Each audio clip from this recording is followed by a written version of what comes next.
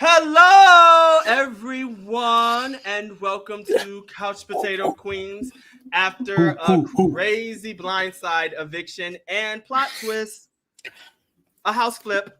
So, before we get into the episode, I just want to introduce this stunning, elegant, just fabulous person that I had the pleasure of meeting in person. So, it was just even more fabulous in person. The storage room queen when the math is not mathin'. Let's give it up for our DC beauty queen, housewives, eventually contestant of Big Brother 24, Miss 25. 25, sorry, Miss Meme.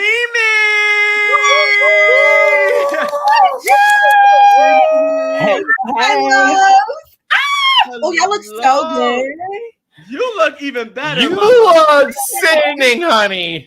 Yes, very demure, very mindful. Very demure. Yes. Exactly. Oh my God. Yes. Mimi, thank you so much for joining us. Yes, the cleavage. Yes. Exactly. Hi, everyone in the chat. Hi, chat. Welcome.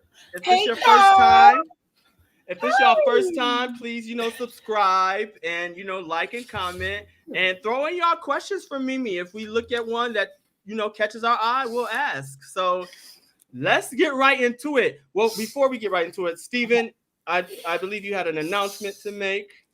I just wanted to say hello to any new subscribers we might have. I did go live with Jolene earlier today, and we had an influx of subscribers. So if this is your first time watching, welcome and say hello to our beautiful guest, Mimi. Yes. I feel like I'm in a storage room right now. Period. That's Okay. exactly where we are. Okay. Honestly, Bring back storage room rent. Period. Yes. But Mimi, the math is mathing right now. Okay. Yes, it is. It is. Yes, it is. Eating. Y'all, in that episode, when I tell you I had my rosary beads in one hand, I was saying prayers and singing hymns and girl. I feel like, I don't know about y'all, but I feel like the energy around this episode specifically was like the amount of anxiety that I had the whole time, even though I kind of I agree. with the live feeds and I knew what the plan was supposed to be, but you could legitimately never be sure. Right. You can never be sure. So Love this twist. I love this twist. It's genius. Well, we were this far from it not happening because if y'all remember, Rubina was right behind Mackenzie in that competition. Yeah, it was like this. I thought she won. I thought that it was Rubina who had won until they zoomed in on Mackenzie. I was like, right. Oh, okay. Right. But I love that for Rubina though. That's such a boost of confidence. Coming close in a comp and or winning a comp is such a boost of fucking confidence. It worked for Chemo. The first AI arena. It worked for him. It worked. It's a boost of confidence. I'm telling you. And that's everything that it's like getting a big hug. You feel so isolated and so winning something or coming close is literally a big ass hug to yourself. Okay, bitch, you can do this. You did that. Yeah, right, exactly. Right. Yes. Do you agree? I was happy that Mackenzie won. And if she lost, it was an easy boot tonight. I wanted to see fun. I wanted to see something different tonight. So yes, I agree. And I also think that for Mackenzie, she has just really been struggling throughout the past few weeks. I think that week one and a little bit of felt like she had her footing a little bit, but shit can turn on you at the drop of a dime. When you think you're good, you never really are that good. And it's been interesting to watch her, and I think especially her archetype, the beautiful blonde, seemingly athletic, tall, to watch her archetype not do well is it's very interesting to watch how she kind of navigates these weeks. So I'm excited to see what she does post her first win. Definitely. So well, first of all, somebody sound like they on a ventilator. Who's breathing? Right, I'm getting a little. Are you good? So I'm getting a little nervous. I don't know if I can do this for an hour.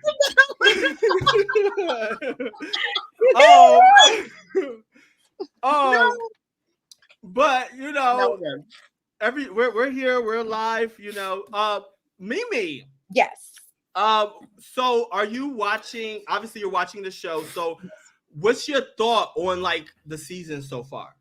I think that it's been a good season, and I just feel like the energy has been up this season, whether it's been like fights or just like people trying to find their footing. I feel like the gameplay in BB25 was a little more like BB.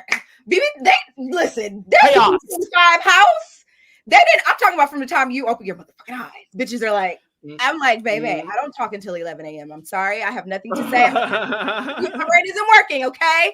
Yes. But like this house, I feel like they enjoy each other's like company a lot, or maybe they're just like extra bored. So like sometimes the gameplay is kind of sporadic. So like the feeds can get a little, but I think like the edited episodes eat fucking down. Like the edited episodes are really, really good. So I think if I'm going off of that, I think it's a good season, and it's fun, and it's like unpredictable. Like Tucker is showing his ass, and like so, I think it's good.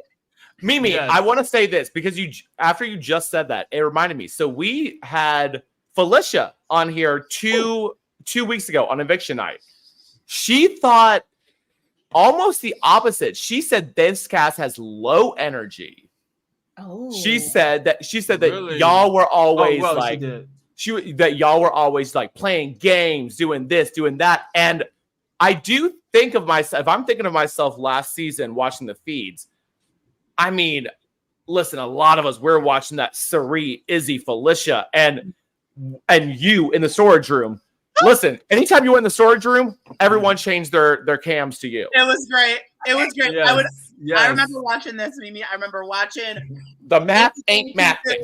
And then coming back to you, and like everyone's going crazy. And then Mimi, you're like acting like normal with them, and you're like in your head, you're like, what the hell is wrong with these people? Like they are right. I would love for you to be on this the reality. Yes, oh my God, no. Yes. So let me say, and I think also, Steven, like that's to your point. I feel like feeds feel like harder to watch. Obviously, I weren't watching the feeds last season, but I feel like the feeds sometimes feel harder to watch. To your point, like we were always doing, like something stupid was always happening in the BB25 house, and like stupid, I mean like stupid in an entertaining way. So like a stupid conversation, or a stupid song, or stupid dance, or like crying because the lights won't go out, or just like some weird thing was like happening. Whereas to here, it's a lot of like sit back, chill, like let's just all hang out together. And I don't know. They all hate each other, I think. Yeah. Well, but we don't know what's happening on this season because we keep getting feeds. We'll be back soon. Say it again. We keep getting feeds. We'll be back soon for this season, so we don't really know what's going on for the rest of the time. Yes. And no rewind. It's hard for the feed. It's so hard for the feeds. Yeah, like I try, but like every time I look, no rewind is killing me because it's like same. I'm back working now, and so I feel like I miss. I'm telling you, like a day in the Big Brother house is like a week. So if you miss a day, it's so hard to like go and get back up on everything. Like I just want to go and watch it and like rewind and fast forward. Like I want to be Wait, Mimi, can we get because I do want to hear this just for everyone here. Can we get your backstory as far as Big Brother and reality TV goes, as far as watching? Like, how far have you gone back? What do you watch? You know, how invested are you? What's the tea? Yeah, so this is the first reality TV show that I've ever applied to. The first like thing that I've ever applied to be a part of. Definitely won't be the last. Of all of like reality TV that I watch. So I grew up in like real world, like Jersey Shore, like Old School Challenge, Brother. Like I grew up in that era. Like even oh my God, y'all, what is it? Not Truth or Dare. What is it called? What is it? Oh, True Life? No, not True Life. It's like the guy Dare. It's like a Dare game. Oh, Fear Factor. Fear Factor. Fear Factor. Like Fear Factor. So I grew up around like all of the good reality TV shit. So I've been watching all of this for like a very long time. In terms of Big Brother, My mom, y'all, the way, first of all, my cousin, I probably shouldn't be saying this, but my cousin is like a deep part of BB Twitter. I'm not going to tell y'all what page she got, but one of my Tell cousins. us in private. Tell us in private, please. My cousin is me in the trenches, okay? So, like, my family, like, my mom is like super fan, been watching for a very long time. So, my mom really, like, got me into the show. And to be honest, tell me your cousin is spoiler girl. Look, the way I cussed that woman out on, I hope not. I hope that ain't my cousin. Yeah, she has me blocked. She has me blocked. You went in on her. I remember that. I saw that. You went in on like, yeah.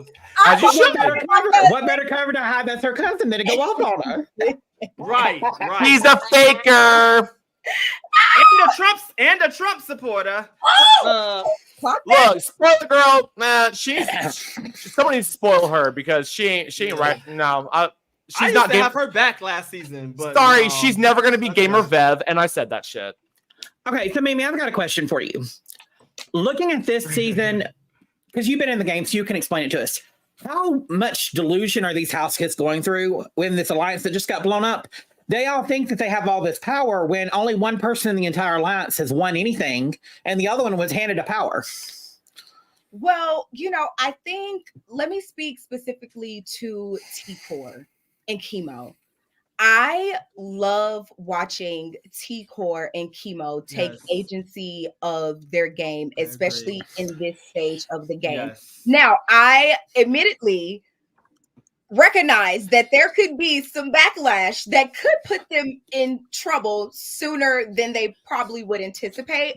But I love to see them just even like having that fuck it attitude. And I think even on the feeds today, you kind of see Chemo just being like, I got a lot of information. We could blow this shit up. Like, just really finding your confidence, I think, is so important, especially this early in the game. Like, the way that they're starting to take that type of agency is what I wish that I had been doing, like, week 5, week 6, to, like, really just, like, hone in on that. So I love that they're doing that.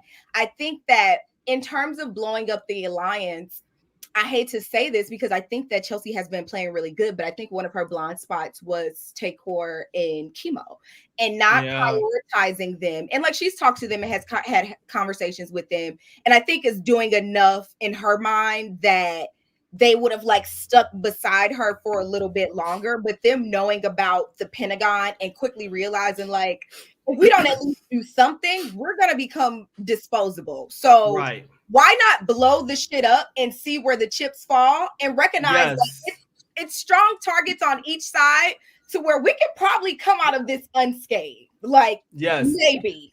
I think that's probably what they're hoping for. And I'm hoping for that for them also. And you know what's so funny?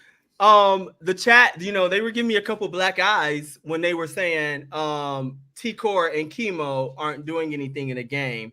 And I was like, Josh, you missed fight night, Josh. You missed fight night. Tell you that is not true. Right. And I was like, no, T-Core and Chemo are playing a great game. And they're like, they're not doing anything. No, it's that they were always talking about doing something, but then they didn't pull the trigger. But tonight, they pulled that trigger. And I loved every second of about it. Exactly what you were saying, Mimi. They finally have some agency. They're like, no, let's do it. I was so worried to see T-Core's vote. And when I heard her vote, I said, nope, it's a wrap. It's a wrap. And I was holding my breath for that. Like, wait, so do y'all know what Brooklyn said to Rubina when does anybody know what she said? I'm pretty sure I saw it. I saw it from Hamster Watch. She apparently told her, like, I'm sorry, I'm gonna have to vote. I'm gonna have to evote you. Yes. Wait. So tonight is the wall. Let me tell y'all. So tell us this. So the way that after the eviction, I'm just thinking about like our wall week, like before we started to play the wall. So after the eviction, who got evicted before the wall? I think it was Heisem. I think Heisem got evicted right before the wall. Was that early? Y'all did that early? That's early. It was week 4. Like, they did, because then they did. No, Heisem was pressure cooker. Heisem was pressure cooker. Wall was Was it 2 weeks later than that? Wasn't the wall after Izzy? Was the wall after? Yeah, Izzy wasn't on the wall. I know that. Yeah. Okay, so yeah, the wall was after Izzy. Okay, right. So the wall is after Izzy, right? And so you have this is also in BB25 a very like pivotal moment for like alliances being blown up, because you remember Corey and Jared have like this big blow up fight in the have not room. Like we're in the bye bye bitches. Yeah. Whatever 50,000 other alliances that we're in, and I'm saying from the beginning that I'm keeping Mama Fee. So this really like shifts the vote that week really shifted the dynamics of the game, and I see the exact same thing happening in BB26, and I'm like, I'm kind of living for this. Like I'm excited to see what the outcome of this is going to be tonight. Having done the wall comp, who do you think is more in the best position to win the wall comp? I'll be 100% honest with you. I think that we were all under the assumption that the wall comp was going to be an endurance comp on our season, and that's not what it was. On BB25, the wall comp was a strength comp. And so I think that because of the wording around endurance, that it may be like, I think it'll be different than the way that ours were. Because if you remember, like the placement of like the handles was up very high and like very uncomfortable. The tilt forward was very like, so all of the tension is here and on your legs. So I don't know. I think that this one may be different. And if it's strictly endurance, quite frankly, I think it's going to come down to who wants it the most. So I can see Tucker lasting a really long time. Yes. And I can see Mackenzie going a really long time. So that's my guess for like the last two on the wall. Why could they not? Why could they not have waited for an HOH that Angela wasn't competing in to do the wall comp? Because wait, you know what? I gotta segue to this because Mimi, I didn't know your thoughts. Production they have their challenges mapped out before, like so. I know, but they also listen. Production was a little shady with Quinn's rules this week, so it was a little shady. He's playing tonight. He didn't get to vote, but he's playing tonight. Right, but it's how it should be. But earlier this week, I mean, he'd been telling everyone he's playing next week because he wants to win back-to-back just like Jag did last season. And he's been telling everyone he had a vote. And then all of a sudden, yesterday, he says like to Mackenzie that he's like, yeah, I think I probably just assumed that this was going to be the case. And now I'm told I actually don't have a vote. I'm like, yeah, you shouldn't have a vote. But I think that production would have pulled him if and like said like, hey, you can't use this you can't use production as a strategy and lie about your power had he been saying that. Yeah. So they would step in and do that. Well, here's the thing. It's like I think they stepped in. Mimi was the house guest. Would they step in and like actually do that? I think it depends. Like they tell a part of the rules that they like verbalize to you before going into the house is that you can't use production as a strategy, and like they go down like the list of scenarios in which that could possibly entail, and obviously like any power that could possibly be implemented in the game is a part of that. Also, like different seasons, different. So like I'm not sure. Like I don't know. I'm not sure. No, I mean that makes sense. Steven, your face when I said that, I can't wait to watch rewatch. I never seen you look at me like that. I love you. No, I was just like, oh. All right, no, I love you. I love you. No, Mimi, I am. We're so excited to have you here. I like. Are you rooting for someone to win the next HOH? Who are you standing? Who are you rooting for? Like, talk to us. Oh, okay. So I'm not gonna lie to y'all. This is probably the first season where I have not fully activated my stand card. I'm like, I agree.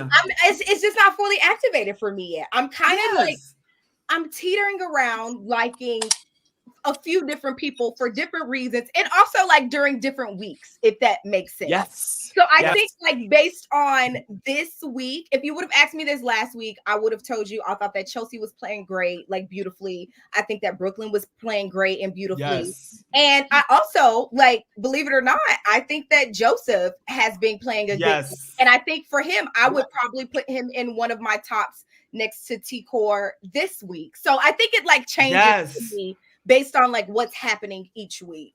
Yes, I 100% agree. Like that's what makes this season so exciting, because last week I was like, Brooklyn is playing a great game. This week, oh baby, you went to the bottom of my list. You know what I'm saying? 6-3, baby. Yeah, I mean, Brooklyn's in danger, girl. This week, I think Brooklyn's getting 3 nominees. Did y'all see her face? Like, yes, that was a blunt. Yes, a smooth criminal. I don't know how Chelsea didn't know. I don't know how Chelsea didn't know something was up, because she meets him in the who was it? Chemo, wasn't it? She saw Chemo in the hallway, and she's like, "Are you okay? What's wrong?" Before she goes in to vote. That should have been the key. That you know what? Brooklyn got too cocky too. They got a little cocky. I was gonna say that. I think that with Brooklyn and Chelsea, like outside of T-Core and Chemo being their blind spot, I think they also just got really comfortable. And I think like rightfully so. Like I think Chelsea used her HOH the right way. Like she went after the house target. She was able to download a ton of information, and she was also able to solidify allies. So like she played the HOH week, I think, very well. Like compared I got black eyes for that comment too. Thank you, Mimi. Welcome to Couch Potato Queens. No. You didn't get black eyes for that. You got it for saying that Lisa was her target, but we said Lisa Angela was originally her target. Angela was her target. Originally, Lisa either was one. Chelsea. They're both the same. It's okay going though. What did she bring? Yeah, Mimi. Both of them were. Mimi, can I ask you this question then? If you put up two people and one is still your target, and your target might change, but that's still your target, would you consider that HOH a failure? Are you talking about Quinn? No, I'm talking about Chelsea with the like, because Chelsea's in danger. So I want to eventually talk about, her, like what's going to happen. Oh no, we weren't ever talking about Chelsea. In the argument, we were talking more about Cedric. Everything he put up. Yes, he messed up. Oh yes, we were talking about. Lisa was she'd already pissed everybody off. Thank you, Mason. Sorry. Yeah. I think the biggest mistake that outside of like how the week was handled with his nominations, I also just think that volunteering to go on the block was a very impulsive decision. And the reason why I think that it was made is because I think Cedric had to, it was like a show of force, if you will, right? Like he couldn't kind of go out like that. He had to like volunteer to go on the block. Like, I'm not scared of this motherfucker. I'll go up against him. I'll beat him in the veto. And if, neither of us win the veto, I'll beat him in the AI arena. And like, he had to kind of match the energy that Tucker was giving. Cause I don't think that anything else would have sufficed, if I'm being honest. I definitely agree. I agree. Had Tucker not done the whole volunteer thing first, and then he all of a sudden went after Cedric, maybe Cedric would not have done the whole mirrored Tucker and be like, I'll do the same thing he did. I'll do the same thing he did. And look where he got him. Tucker is an all-star. Tucker's an icon. Tucker's going to be an all-stars. Yeah, for sure. But thank you, Joseph Collins. We really appreciate it. Really appreciate it. Thank you so much. We'll maybe get to that comment. Hey, read it out. Hey, it's our first super chat of the live. Brooklyn thinks the moon landing is fake. I think her personality and possibly nose is fake. The world has balanced and the wheel continues to turn. Hey, now, Joseph. Hold up. Her nose is probably just like Michael Jackson's. Because, hey, now, Michael Jackson.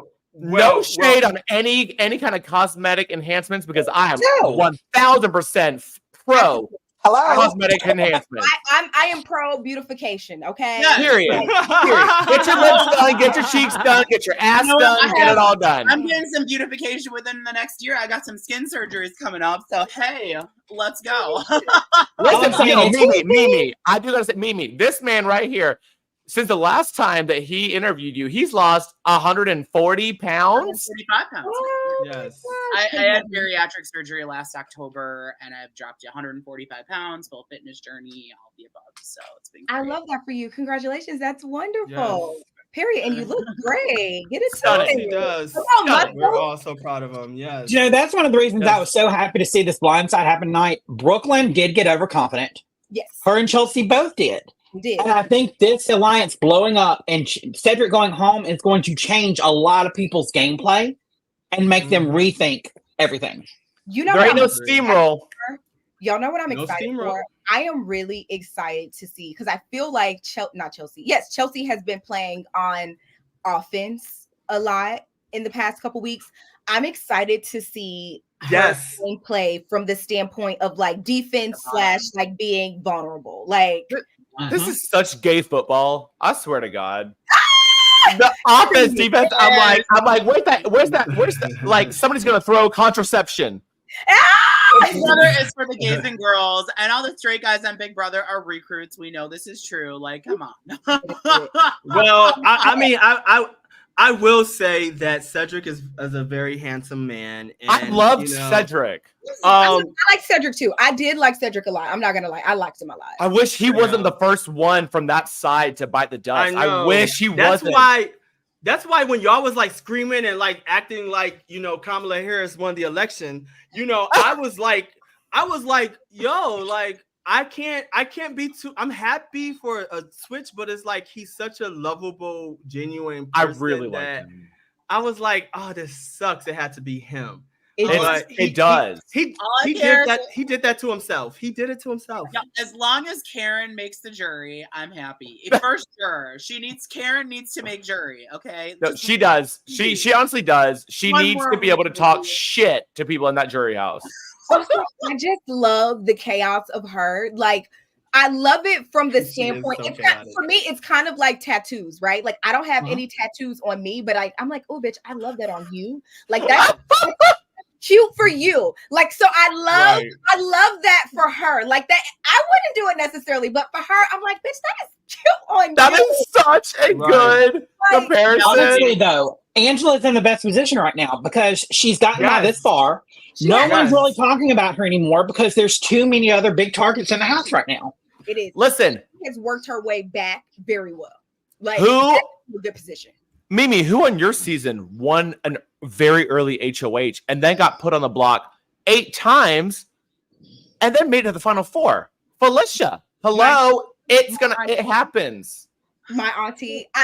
And their level of I don't give a is very similar to me. And I think that comes with age and just also because I think you have to remember, like, let's just say like a Cedric or a Corey, for instance, like these 21 and 22-year-old players that come to into the game. Like, perception is everything for like a young person in general, like minus the reality TV, the like wanting to submit your legacy in a historic game, wanting to like outside of all of that, like it's very difficult to just navigate. So imagine like who we are now, like me at 30, I don't give a fuck the way that I did when I was like 25. Yes. So imagine me at 65, kids, green jeans, right. pay for 401k. I don't care what a bitch gotta say. All y'all going on the block. Right. Fuck all y'all. Yes, 100%. And we're all over 30, so we all actually are over. We're all over 35. So we, thank you, girl. We. I'm the oldest one here, though. So. And you look fabulous. Thank God. Okay. So who out of this season do you wish had been on your season? Oh. Okay, let's reinstate the question. Who from this season would you have replaced Bowie Jane with? Bowie Jane. Fucking Bowie Jane. Bowie Jane. I would probably say Chelsea. I would probably say Chelsea for my game. Yes. Oh, y'all would have been in the finals with her. You and her would have gone all the way. So you would have worked with Chelsea. Is there anybody like you would have like worked with, like, or is Chelsea the one you? Yes, or... I say Chelsea, and you know what? Like, I'm saying this now because I'm like out of the house and like it's not my season. But talk your shit, baby. Tucker, like, come. I like that energy. Like, yes. I like the energy. Yes. And I know it, like, sometimes it rubs people the wrong way, but I feel like you have like two type of players that come into the game, or maybe it's a few different types, but like I think the most like prominent are like the ones who like really want to win. Like, they really want to win. And I think you also have those other ones who are just like, if I win, that's nice, but I just don't give a fuck. And like, I think Tucker falls into that category. Like, and I like that. Yeah. I agree. About Chelsea, I love what you said. Shield. He's a great shield. Like, he's also a great shield. I will tell y'all that now, looking back, like when I look back at the week before, what is this, week 7, I guess, the week before we had like the zombie week where nothing happened. Oh, don't remind me. Not that waste of a week. That was a terrible week. Terrible. Can we just say I'm sorry? You got screwed. I'm sorry. You got screwed. This is an abomination. Flip the tables. I'm so mad. And then I want to give you so you can give your shout out to your Soros and your alma mater. Hey Leah, shout out to my Soros. Thank y'all for always listening. I love you guys. Girly. I'm so mad. I'm still mad over it, Mimi. I'm so mad about it for you. You got so screwed. You should have been making extra money in sequester. I'm sorry. You should have been on jury. There's no question. I think that was stupid. Agree.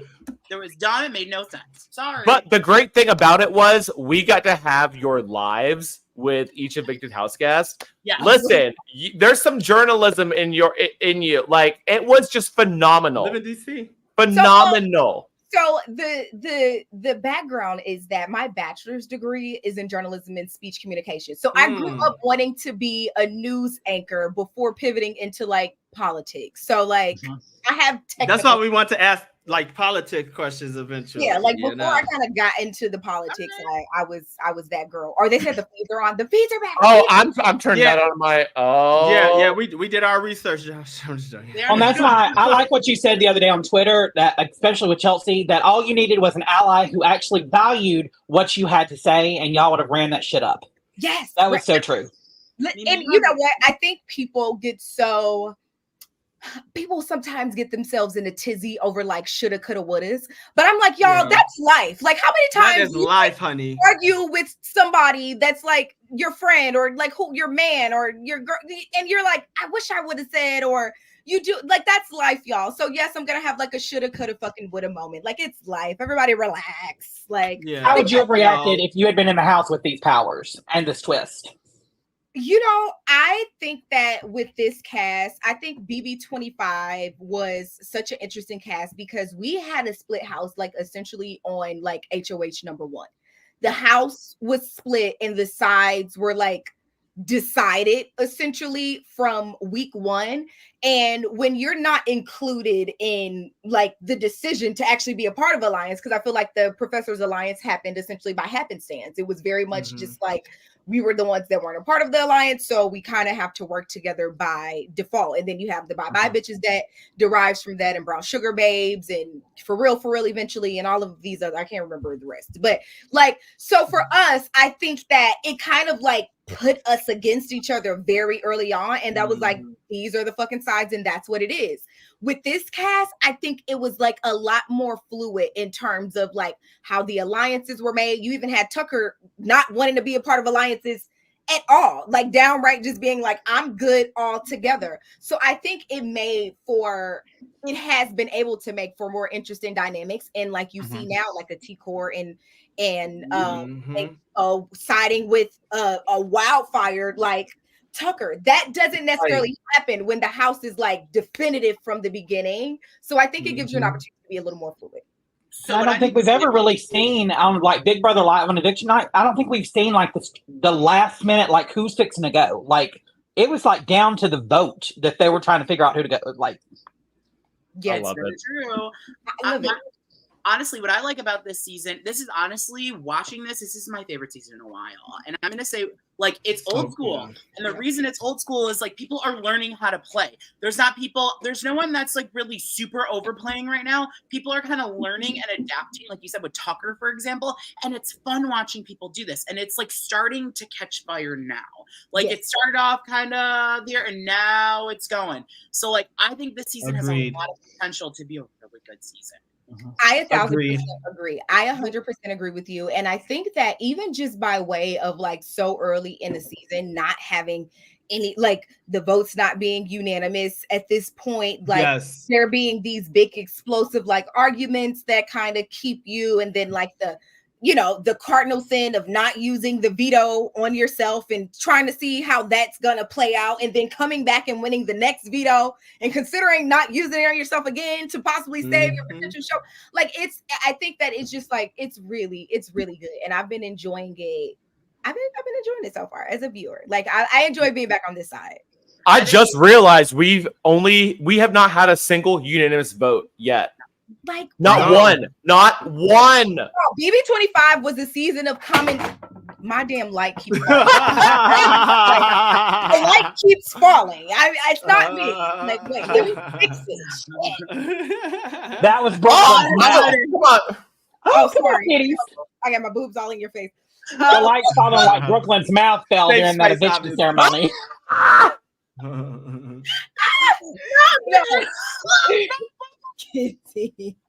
Okay, so a lot of people are saying that they feel like T-Core and Chemo made a mistake doing this. I disagree with that, because now the House power has flipped.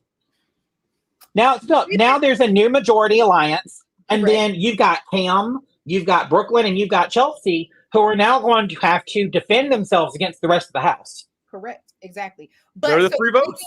The reason why people are saying that they think that it's a bad idea, I think, is because, one, you have to remember both Tucker and Angela were essentially on the outs, right? Like Angela had this big explosive like meltdown that kind of made everybody weary of her. Tucker was turning down alliances and just kind of doing his own thing for the first couple of weeks, like staying out of the mess, but still like, whatever. And so I think these are 2 very unpredictable players just based on some of their past behaviors. So this is like, they could also turn on T-Core, and you know what I mean? That's exciting. I don't foresee that happening in this next week, but like, that doesn't necessarily have to be the route that they go to the end with, just because they've kind of done this together. So but honestly, that's what I love about like this season is like, first of all, we're not gonna get a steamroll. Now it's like old school Big Brother, when it's like there's no major alliance. I'm gonna vote you out because I don't like you. I'm gonna nominate you because I don't want to work with you. And that's what starts the chaos and the drama. So that's why I love where the season is going. I'm sad about Cedric, but it is what it is. And how much do you think that this played it with you playing? Do you stay then we had an argument this the other night. Do you stay in an alliance where you're at the bottom of that alliance, and you're in an alliance with people who aren't winning anything, or do you switch sides to an alliance with people that are winning everything? Well, so let me put it to you this way. I think when I think about that as it relates to BB25, I think about the week after Izzy's elimination, like when we get to that double, when Blue and Jared end up on the block next to each other, me and Mama Fee find out that Brown Sugar Babes isn't a thing, right? And essentially they plan to blindside me on the vote and vote out Mama Fee, and then kind of just let the chips fall where they may. I recognize that Mama Fee plays the game in a way differently than I do. Like I don't react emotionally quite often. Like I can know that you like did some bullshit that I don't fuck with, and instead of me just in that moment being like cut you off or fuck you, I can find a way to utilize you to my benefit until I don't need that anymore. And so that was the way that I was trying to navigate that. So you see me like going and talking to the Jags and Corey's and Americas and whomever's about voting 3 and Jared out if I had one. And although I wasn't actually going to put them up if I won, I was like, y'all going to have to do it. But also I'm not going to provide any pushback to save them because they were planning to fuck me over. So I think you have to do it in you have to try to do it in a way where it's just kind of like subtle, but also like you're very definitive. If it comes down to it, like this is kind of where I'm gonna land. And I think that's where you see T-Core and Chemo at. Yes. This Yeah. week. Like willing to And- live with the consequences. And that's and you know, I got a couple more punches from a comment like that. Oh, I'm going there tonight. Right night. Where like what you said, Mimi, was spot on to like what I was saying about Cedric's decision and the Pentagon's decision to keep Quinn. You know, like how do you feel about like, would you have voted Quinn out, or would you keep someone you know that's in your alliance? I'll be honest with you. I probably would have voted Quinn out. I probably would have voted Quinn out just to not allow him to have the opportunity to use that power or be in power at all. Like I wouldn't have. I don't think that I would have been like in support of that. What if you were You had a crystal ball. That's a crystal ball. What if you were in an alliance with him though? I mean, I think it depends on like the. I think it depends. It depends on like the. I think alliances have tiers, right? Yes. So like, the Professor's Alliance is a higher tier, or like Bye Bye Bitches Brown Sugar Babes is a higher tier to me than like Legend 25. So if I'm in an alliance with Legend 25, like if obviously I want them to save me, I don't necessarily know if I'm going to go so far out of my way to save them, but like my expectation is that you bitches are going to save me. Right. And so I think that alliances kind of have tiers. And I quite frankly, like, if he's somebody that I'm in an alliance with, like Legend 25, a Cameron or a Red, and he had the power, I don't know if I would have been in like support of him staying and being able to use that power. Well, and also, there's not very many times that you get to have a crystal ball and see what's going to happen the next week. Yes. And there you had a crystal ball. You know what's going to happen. And you know that America dislikes this player. Exactly. That part too. I feel like you were in the wrong season. I feel like you should have been in this season or another season. I know. That's what I think. I think you could have won that game. I knew from day one when I see a player, I'm like, I saw your interviews. I'm like, this girl is gonna win this game. I think you drafted her, Josh. I think you drafted Mimi. This is my first pick. I was the first pick. Yes. I'm picking Mimi because you have a good read. Your reads are so good. They're golden. So spot on. Like, and you just got screwed because they brought Syrian and then Syrian Jared's twist. But you know Mimi, I keep it real. That's why BB Twitter hates me. Like I'm okay. My life is wonderful in New York. But like to be honest, okay, I've been drinking, so I'm starting to talk my shit. Let me stop. Let me just start smoking. So Mimi, like to be honest, like, you know, people was like shading like, oh, Mimi's game.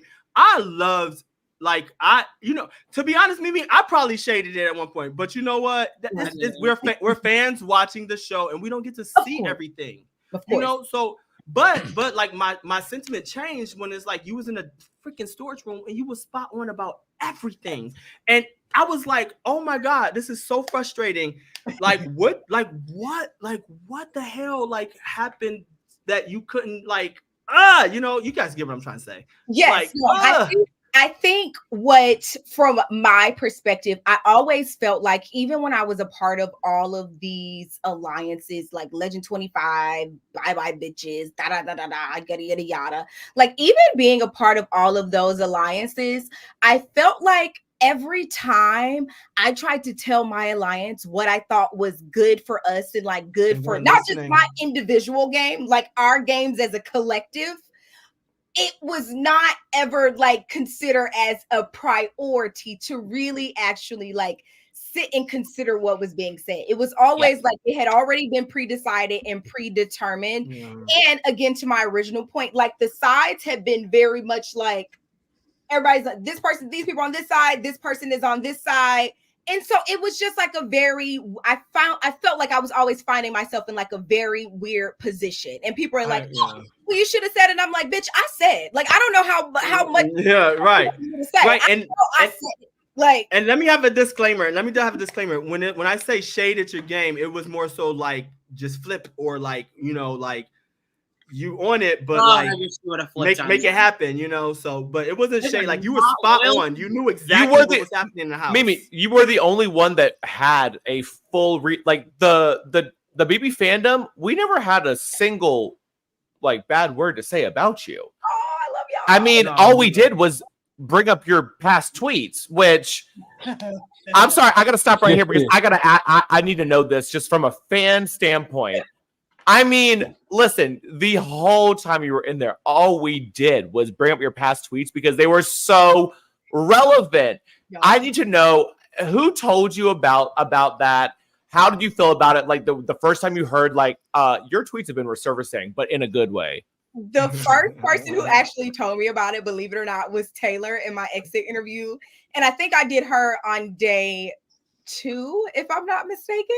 Like So, the morning after? Yeah, like the morning after. So like I woke up that morning and they like wake you up early. I'm talking about it's like they started like 4:30, 5 o'clock in the morning. We're like super duper freaking offensive. early. Oh my god. Offensive. They're super early. And you do like honestly, you do like 20 of them a day. So you probably started like 4. I think they want you up at like 4:30 and you start around like 5:30, I think is the first interview, and you don't end until like 2 or 3 o'clock.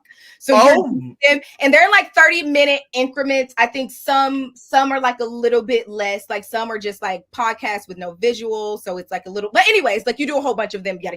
Yeah. Taylor is the first person who told me about the tweets. So when I finally get my phone back, I'm on the plane and like they tell you, they bring the psychiatrist, they talk to you, they're like, don't go on Twitter, don't do this, give yourself some time. Like tell you all of this stuff, right? Oh, the shit. first thing a bitch like get the fuck on Twitter.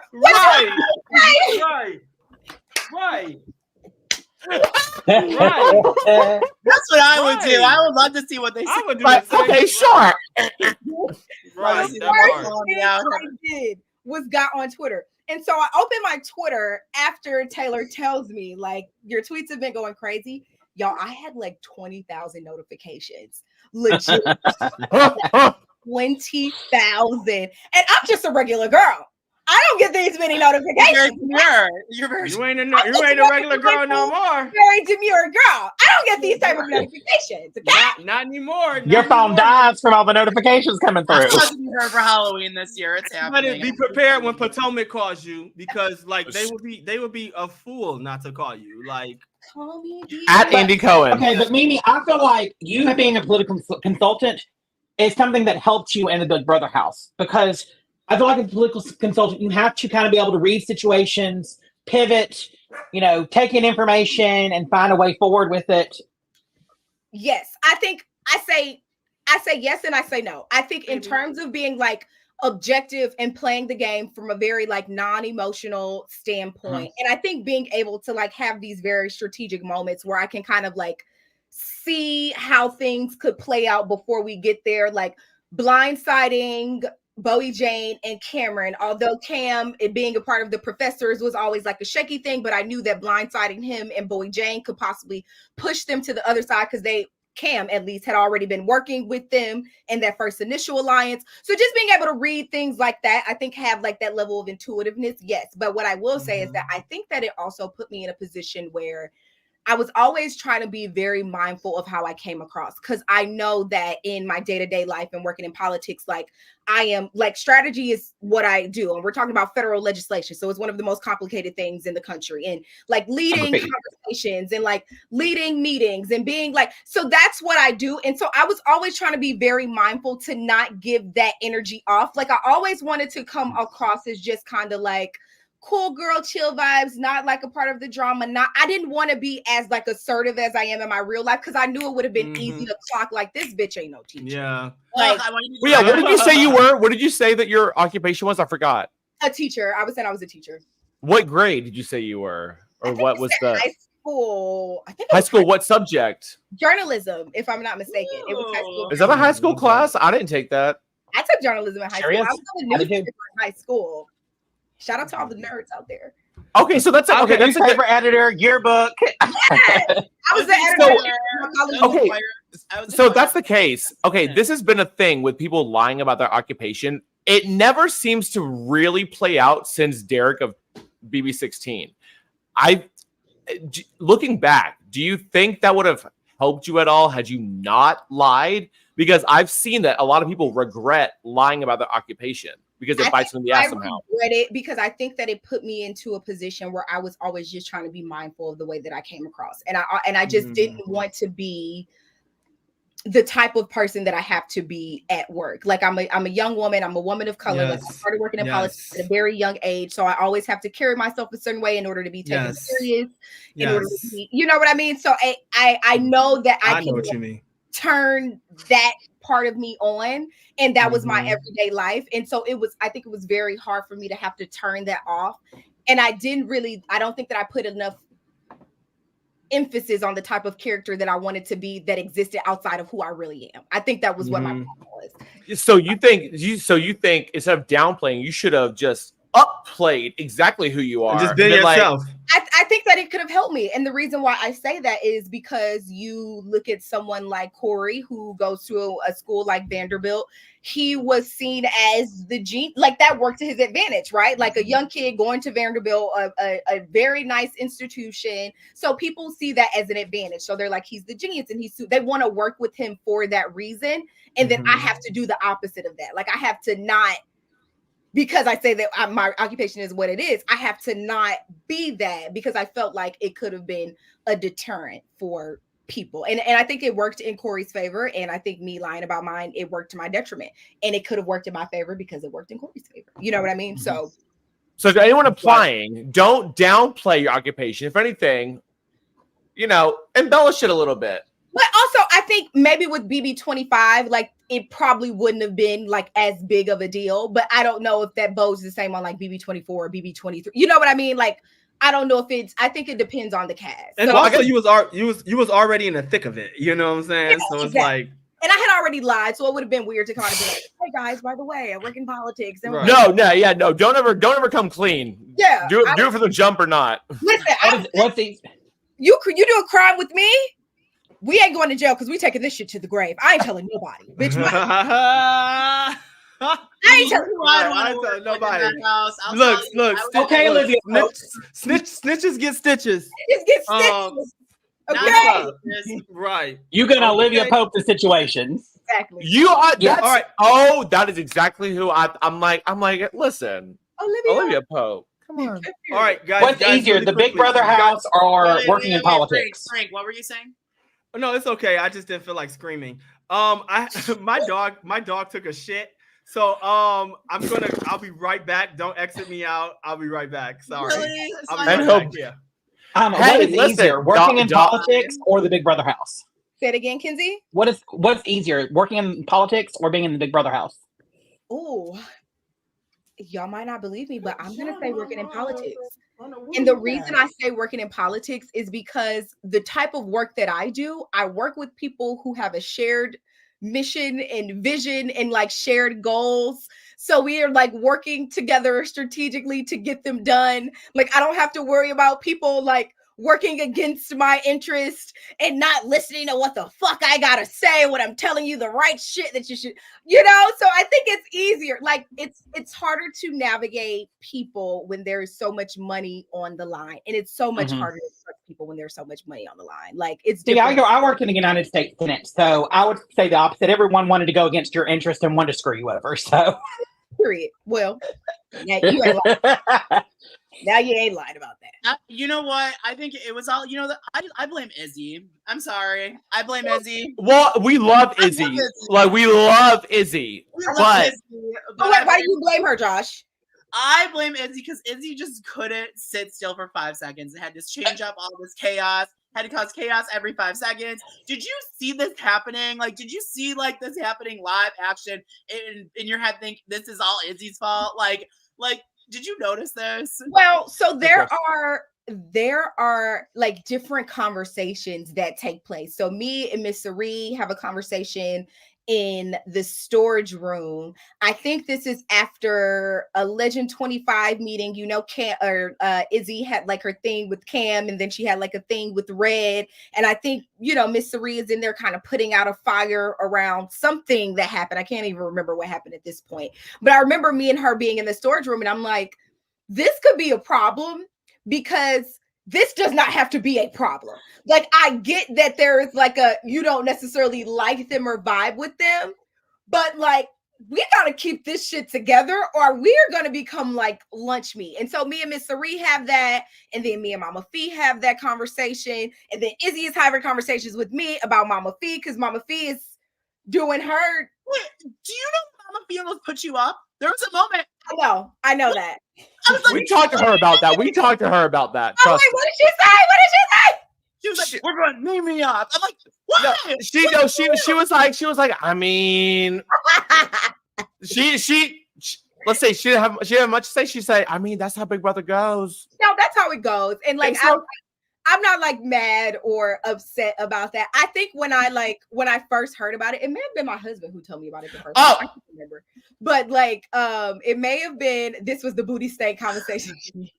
I'm sorry. Wait, whoa. Hold up. Mimi, that whole segment of you with the listen, that was one of the funniest things I've ever seen. When you were talking about when I was in the store talking about they wasn't ready. When I was like, I don't care if he said that my mama fat, her booty stank. Her booty stank. Yes. He said, yada yada da da. I was so mad that day. I think this is Izzy coming to be like, oh, we gotta keep Riley. I'm like, do what? Yo, they wasn't ready for the mama booty steak. You know, I've heard that since I was a kid, but like they was not ready, Mimi. They was not ready. Everybody was so open arms about Hisam's speech to Riley. And what I was saying was like, and I think it's different when you're on the other end of this, like when you're on the receiving end of it, like it may hit a little bit different. Like I recognize that. But what I'm saying in that moment is like, okay, my alliance particularly, I'm not that moved by this. Like if it were me and he would have come and been like, you got a bald head ass mama, I would have been like, shit, she might be a little bald out there. Fuck if I know. Like, yeah, right. She might be struggling in the nape might be in trouble, but you got the kitchen is a little thick. You're not moving me. I'm sorry, it's gonna take more than that. I'm not moved. Try harder. I would have been like,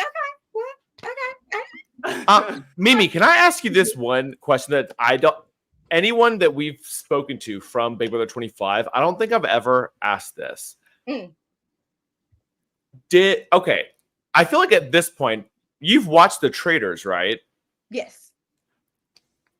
Did nobody in that house watch season 1 of the Traitors and see that Cerie won in the way she did? Question. Because I think Cameron at one point mentioned it and she brushed it off so slickly.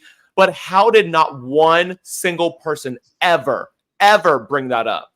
Y'all know what's so funny? I'm about to gag y'all right now. Night 1, when we walk in and we see Miss Cerie, well, first of all, it's season 25, so I think that she is just there as like, I don't know, a season 25 like special guest, special vibes. Like my first initial reaction when I see her is not that she is like coming to play the game as a house guest. To be quite frank, for a couple hours I didn't think that she was there to play the game as a house guest until we like actually like sat down and did the introductions and like she's like a part of the thing that's going on. Like I'm thinking she's there to like make a special announcement or like I don't know. I just didn't think that she was there to like play when I first saw her. That wasn't my initial reaction. So anyway, I see her. The first thing that I say to her, I walk in, I see her standing with the flute, and I'm like, oh my God, hi, I know you. And she's like, hi.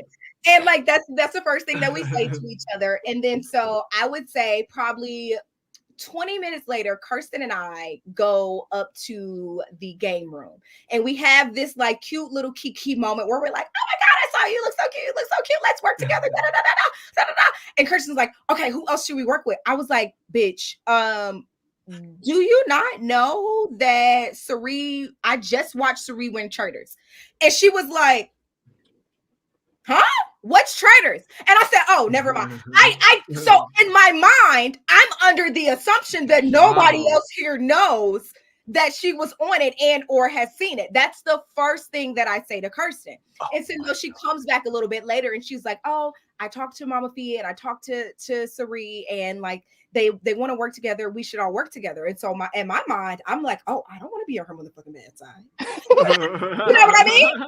Like, yeah. Let me get in.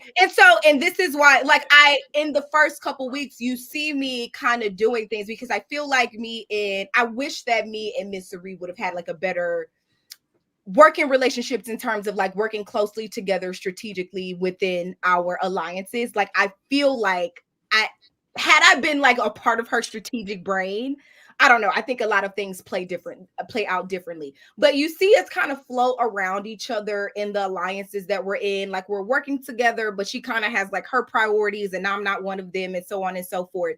And you see me essentially trying to ensure that she knows that she's good with me. I invite her to when I come in third place in the pressure cooker, I invite her to the dinner. Like, I'm giving her, tidbits of information that I'm receiving and so on. So I'm trying to just make sure that, like, I know this is a gamer and I just don't want her to turn this fucking house upside down on me. Yeah. So okay, so if you look at what Izzy did, where she went straight with them, and she's like, I know y'all are mother and son. I didn't know they were mother and son though. I didn't know that. Which that I don't know how Izzy picked that up. I didn't know. Let's be real. She's seen the family episodes of Survivor, and Jared was on them. I think that's how. You would have to really think back to that. You peeped? No, I've seen Miss Sari play Survivor. Yes. I don't remember if I've seen the episodes when her family came and like. Right. I don't remember that specifically, Right. but that is how I'm assuming Izzy knew. Like, how else would she know? Or she like follows her on social media or like. Well, she's probably Izzy's a super fan like us, like people like. But Izzy called them out on that. What if you would have just said to? You never said to Sari like, hey, I saw you win on Traitors. No, I never said it. I never said anything to her about it. She didn't know that I knew. I don't even know if she knows that I know currently right now. Yeah, because I was gonna say I never heard. Did you ever hear anybody else ever speak like? I didn't hear anybody else say. I just know that I had said it to Kirsten that first night, and she said to me, "What is Traitors?" And I never said anything else about it to anybody. I don't think I would want Sari to know that I know how she played on Traitors. I didn't want her to know that I knew, but I knew. I just didn't say it to her. And when I said it to Kirsten and she didn't know, I was like, "Oh, okay." So now that you've been out of the house, you've watched the season back, what's something that happened that surprised you? In BB25? Mm-hmm. I think probably what I was most surprised by, if you will, was that the plan to flip the vote on me was essentially initiated by Jag and Matt as opposed to Corey and America. I think that probably surprised me the most. I think at the time I was under the impression that it was Corey's like doing solely. I think y'all gave Corey too. I get no. I think I was about to say something small, but I think y'all gave Corey too much like credit in the house, in terms of his gameplay, to be honest. I do. I don't think he was as much of a, I met him, he was great in person, but I'm talking about gameplay, so it's not personal, it's all love.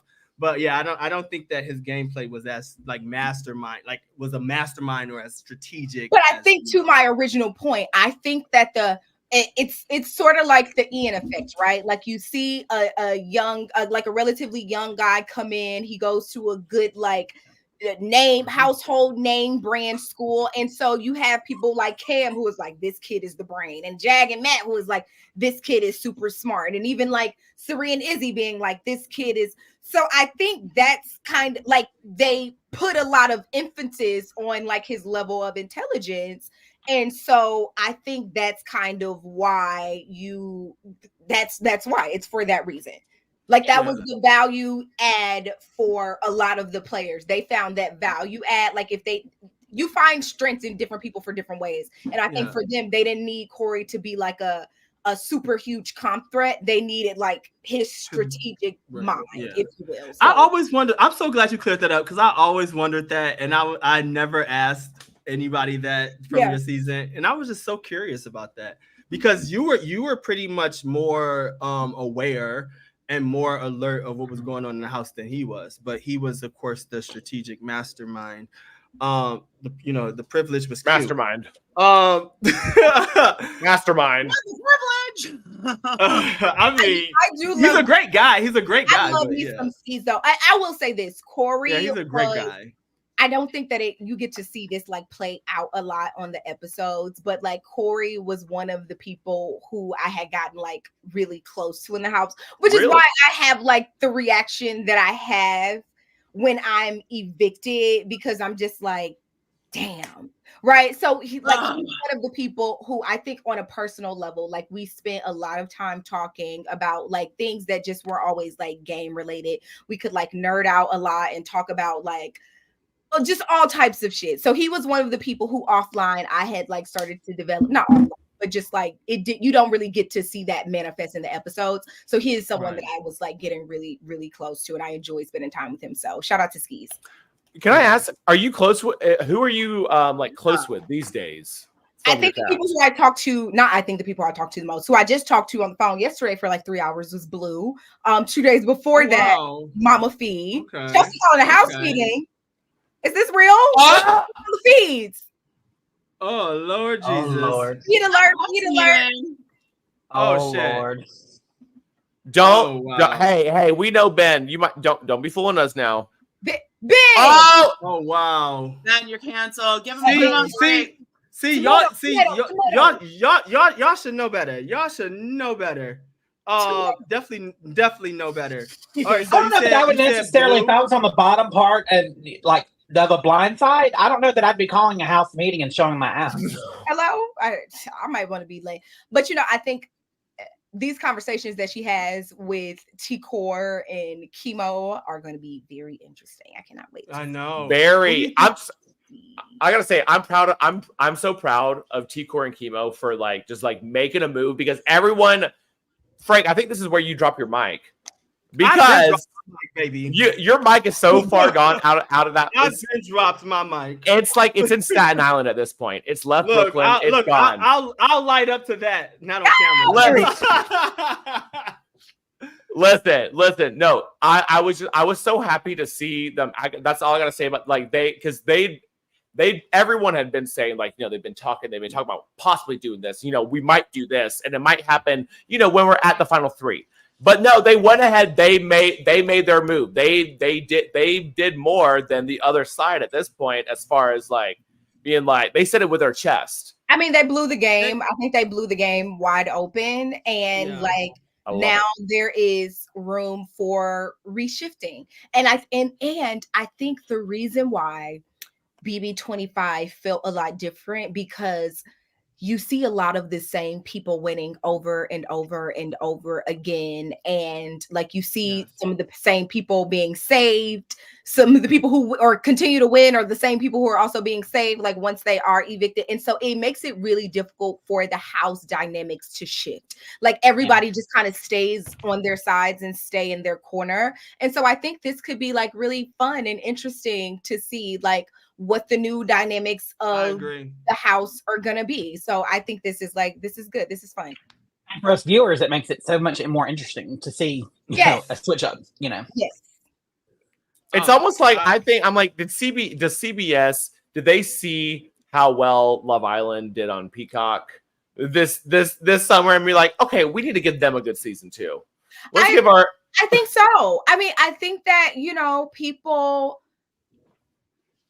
I think there were a lot of feelings last season around like the zombie twist and like the this and the that. And like, it was just a lot of like, even we felt it. Like, I think I went into the diary room and like went on a full-fledged fucking rant. Like, all right, y'all, this shit's getting out of hand. Y'all done already saved somebody after we spent a trillion damn hours in the pressure cooker.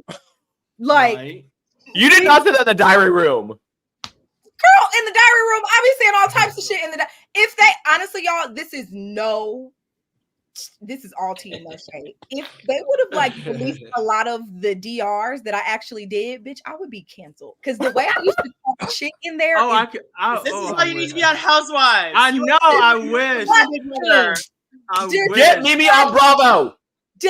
Y'all, when I Mom. say I used to be in the DR going in I bet. disgusting, I would be canceled. I'm glad that they didn't show some of those because I used to be going in on the kids. I'm sorry. I probably would I have could any tell. friends. Nobody from the You class know liked More of you. The show I could didn't show you, tell. Mimi. I'll be honest. The show did not show you. And that They didn't do me Yeah. justice. They didn't do did me not do you justice at all. No, like, I am terrible at it. They didn't do me any justice. You They know, they like people who win. It's BS. It pisses me off. Makes me mad. You were my fave because I watched. So if CBS saw how well Love Island did, is that why they put Leah and Cam on here? Say it again.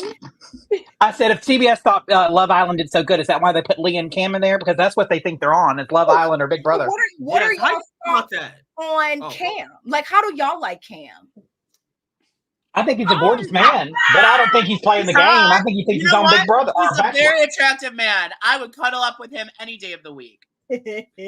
I do think he's a little lost in the sauce, but like, I don't know. We be arguing and going back and forth about like, I don't just like you, Mimi. Like, I don't think that you should just go into the house the first few weeks and just be this dominant personality. Yeah. And like, I think Cam he's with the Pentagon, but he also has a relationship with Tucker.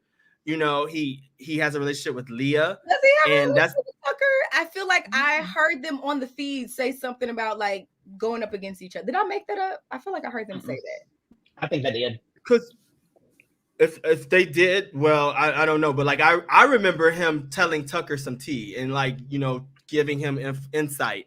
So I mean, maybe that might have changed. I don't know, but I don't think he's playing the best game. But I don't think that he has to be so like a dominant personality, because if he is a dominant personality, here come BB Twitter with some problematic shit about another black man. But like I think he's playing the best game he can, but he's not there as a Big Brother fan. And so I don't mind Cam leaving. I think he's great to look at. I'm saying this, I don't mind him leaving, but there's this hatred around him that I'm so confused about, to be honest. You know, though, the boring guy always makes it to like early jury. It's like he's like the Matt Kleins of BB19. Like he's I'm sorry. He can go. He hasn't done much. He'll be an early juror. They'll take him out in a double eviction. That's what will happen. He's definitely guaranteed jury. What do you think of him, Mimi? I feel similar to you do. Like he doesn't have like a very dominant presence. And I also think that he doesn't like have a person, like a real person that he can. The reason why I think we get to see T-Core and Chemo flourish in the way that they are is because they have each other. And like having a person in the game is so important because you need a sounding board. Like, and also you just need somebody who you can be like regular with, because playing Big Brother is not like the regular version of yourself. So like the reason why people like enjoy showmances, I think, is because you get to see like the authentic side of the player and like what they're actually thinking. And like you get to see that because there's the level of comfort that they have with the other person to where they can kind of talk through things that help you really get an insight of like who they are and what they're thinking. And I feel like Cam he just doesn't have that person. Like he doesn't have that person who he can like game with on certain levels to where he can feel comfortable enough to kind of let those walls down for us to really see like how he sees this game and how he like sees himself as part of it. Agreed. That makes so much sense. I think he needs a little guidance. And to be honest, remember in his interview before the show aired, he was like, I want to work with a mother. I honestly think if him and Angela were to team up, I think if they were to pull a Jason and Danielle, I think that we would have something absolutely serious. I don't know if that would happen, but I mean, come on, Camjula. You know what? If they take out like a Brooklyn this week, I think that's who's probably the target. I would say it's more Brooklyn. Maybe Chelsea. I hope not Chelsea, because I think Chelsea has potential to turn it around. Some of them Brooklyn goes this week. I think if that group gets split up a little bit more, someone will pull him in. Yes. I think he's gonna have an opening, a crack that he can go in through. I think he needs to get through 1 week of his side losing a member. Yes, I agree. I agree. And I think also like now this puts him in a position to where he recognizes like the power does not lie where you thought that it lied. So like now it's time to do some like shifting and rearranging. And so I think it'll be like, I think just kind of look out for him like the next week or two and see how he kind of like adjusts to these new dynamics. So, and I don't think he hits quite frankly, I don't think anybody targets him this week. I would be surprised if he hit the block as anybody's nominee. And I think it goes back to what you said earlier about Chelsea is it's going to be interesting to see how she handles this because even though she was HOH, she handled that very well. And she's gotten really no blowback from being HOH. So seeing how she handles this now while she's having to be on the defense will be very interesting. And I think she can go very far if she can get through this. You know, I think she can go far. But she's got to separate from Brooklyn a little bit, I think, for that to happen. Yeah, she's got to separate from Brooklyn. And also I think that I see it's so funny. I'll be seeing like similar traits in myself and people all the like now, like watching now, I'll be seeing traits and I'll be like, damn, she reminds me of myself to the extent that she is a person who really control is something that like drives her, like being able to be in Chelsea. Control. Yes, and being a driving factor in decision making and like prioritization is something that I think even in her real life, like being I don't know if she's a pastor, but like being in the church and like standing up in front of people and just being able to command people's attention, like that is something that you can tell it's like it's an important part. It makes up an important part of who she is. And I think she has to relinquish some of that and like let go a little bit of the ego in order for her to like turn the tide a little bit. And that's really hard to like do. It was hard for me to do. So like it's going to be a hard adjustment to make, but it's not like impossible. Yeah. Right. And I think I said that when found out about her being a nonprofit director, I was like, I don't know how she's going to play this game because I feel like she might be too worried about public perception, but she's done she's played very well so far. She's played very well. And I think she's been just like fun and like she's funny. Yeah, in the episodes, I like Chelsea. Funny and like the energy has been good and like the vibes have been good. So like I mean, on the feeds, like she'll come for you on the feeds. Like she'll go in a little bit on the feeds, right? We see her have her little moments, but I think generally speaking, like I think she's been fun and I think that she's played the game well up until this point. So like kudos to Chelsea. Shout out to I need her to go far. She gives it on every level. Like she gives us something. Like let's on every level. Opportunities this week to survive though. Like, I also feel like she's kind of how you were, Mimi, like in terms of like holding in like her true, self. And like I'm excited to see her like just like let them know who she is. And like I could tell she's not one to mess with. Yeah. And I would have said the same about you. Like you've gone further. I was like, Mimi, you would have not been one to mess with, I got a soft edit, but I wasn't soft, y'all. If I would have won, oh my God. Yes. We would have been hooting and hollering.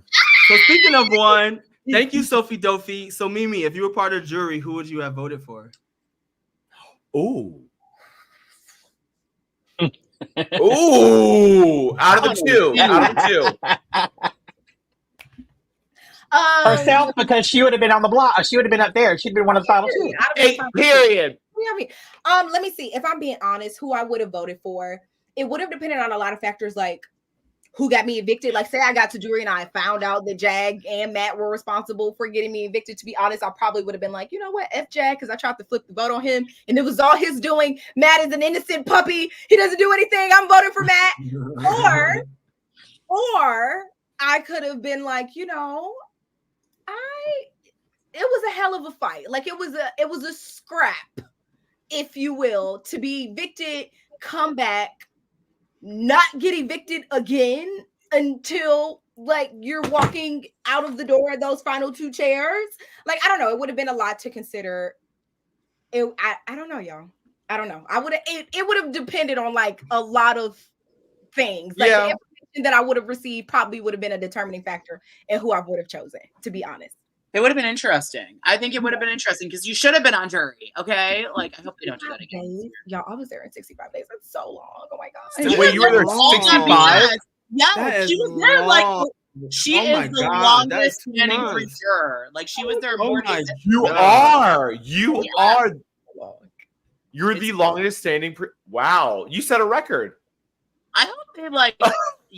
They can't say. I hope they did something because they know they screwed you. Come on. Oh, it was They did. Let So me where do think, we? y'all. Okay, sorry. No, Go ahead, Frank. no, baby, Mimi, you our guest, baby. Whatever you talk about. No, I was gonna say, I think that I'm sure people know this, but I think like Big Brother is such an exhausting game. Like it is such a $750,000. So obviously, like, right, but it takes literally everything out of you every single day that you wake up. It is so freaking exhausting. So having gotten to like day 65, day 60, whatever it was, after having that week of just like nothing happening at all, it like your mind isn't functioning in the same way that it had been like in the weeks prior. Like I was just so fatigued by that point. I think we all were. Like, just imagine being there in the house and it's like day 79, day 85, and you just spent 2 weeks in sequester. You're like, bitch, hurry up, get this over with. That probably wasn't joy not having to go to the jury house. You could just go home after all that. Honestly, that I'd be happy. Yeah, I mean, that was probably the only bright side, right? Is that I got to go home and see my husband. Obviously, I talked about my husband a lot on the feeds. Everybody talked about my husband. He's a very great man, very nice. I had a chat with him. Very, very, very, very great man. Listen, as much as you talked about your husband on the feeds, listen, Brooklyn and talking about being a married mother. She got me beat though. She got me beat. Okay. Beat. She got me beat. Yeah, Brooklyn got me beat. What was the biggest shock coming out of the house? Like getting used to being in the real world again? I think the biggest shock for me, honestly, was probably just like being recognized in like everyday places. So like the grocery store. I remember when I first came out, first of all, the best sleep that I had gotten in all 65 plus sequester days was literally when I came home and slept in the bed next to my man. And also, just so the people know, I cried like a fucking baby. As soon as I stepped in my house, I broke. I didn't even make it up the fucking steps. I was like, oh, it was so hard. Hey, if I had that closet, I would cry like that too. I cried so hard and literally like fell into my husband's arms. And he's like, carry me up the stairs. I was crying. I was boohooing y'all for like an hour straight. It was just, I just had to like let that shit out, y'all. Yeah. It was so hard. Like I come across as like, I'm not crying because I'm so tough. It was so hard to like maintain that level of like emotional resiliency, like week after week after week after week. Like I'm just as paranoid. I'm just as anxious. I'm just as nervous. I'm just as like mad that I didn't win, and I gotta be not a sour whatever and be like happy for like it was hard for me too. I just didn't cry in front of bitches that I'm competing against. Right. Oh yeah. So before we wrap up, I just want to say or ask, we have this AI Instigator. Who do you think is going to get it, and like what's your thoughts on it? Who I think should get it, who I think would be fun to see get it, would be Mackenzie. I think Mackenzie has spent the first couple or the last couple weeks out like outside of all the alliances. So like a lot of people aren't talking game to her. A lot of people aren't like really prioritizing her. So like give her the power to go and be messy. And like this inserts her into the game. Her or either like a Leah, but or not Leah, a Cam, but I would really much rather see Mackenzie have it because I feel like Cam would like fumble it. I don't know if he got like the je ne sais quoi trying to pull it off. No. But I love that we can then vote how well they did on it. Yes, I think Mackenzie should get the power. We all know who it's gonna be. It's gonna be Tucker. We all know. The casual. If the casuals and like if Facebook and Twitter agree on something, I mean, Oh, It's is gonna that be what people are saying? They're saying Cheryl. Tucker. Well, it's just like that's one thing that it's been a while since I've seen Facebook and Twitter as far as like Big Brother's concerned, like, casuals versus, I'm Yeah. voting for BB Twitter. Karen. You know what I mean by that? There, for once, we agree. Like, Tucker has been the most entertaining. I mean, I don't Tucker wanna- and Angela to me, but I want to see somebody who has not had any agency and who is like somebody who's still like trying to find their footing in the game. So I Yeah. say Cam or Mackenzie would be the best two options for it. Like Quinn already had a power, Angela already had a blow up, Tucker already had his thing. T-Core Yeah. and Kimo are in a showman's friendship together. oh, Like- make it T-Core. Make it T-Core. Let's The reason why I say don't make it T-Core is because I want to see how she navigates this game now that she's like on the right side of a flip. yes. Like, don't Yes. give her that additional thing to like have to worry about. Make take that. Mackenzie and Cam, who are playing on the outside of the game, insert them into the game. Like, and this is the perfect way to do it. This is literally Or- the Facts. or one of them win HOH, or well, not Cam, but like I would prefer like Mackenzie or Leah HOH, so we can like see what the hell are y'all thinking. Like, Wait, hold up. You just reminded me. We're having a wall. Okay. I don't even think they're on it yet. They think they're No, stretching. they're or not. stretching. This is the first time ever that we've had a wall comp. I swear to God, this is the first time ever that we've had a wall comp that like we know it's the wall comp, and they have not started it live.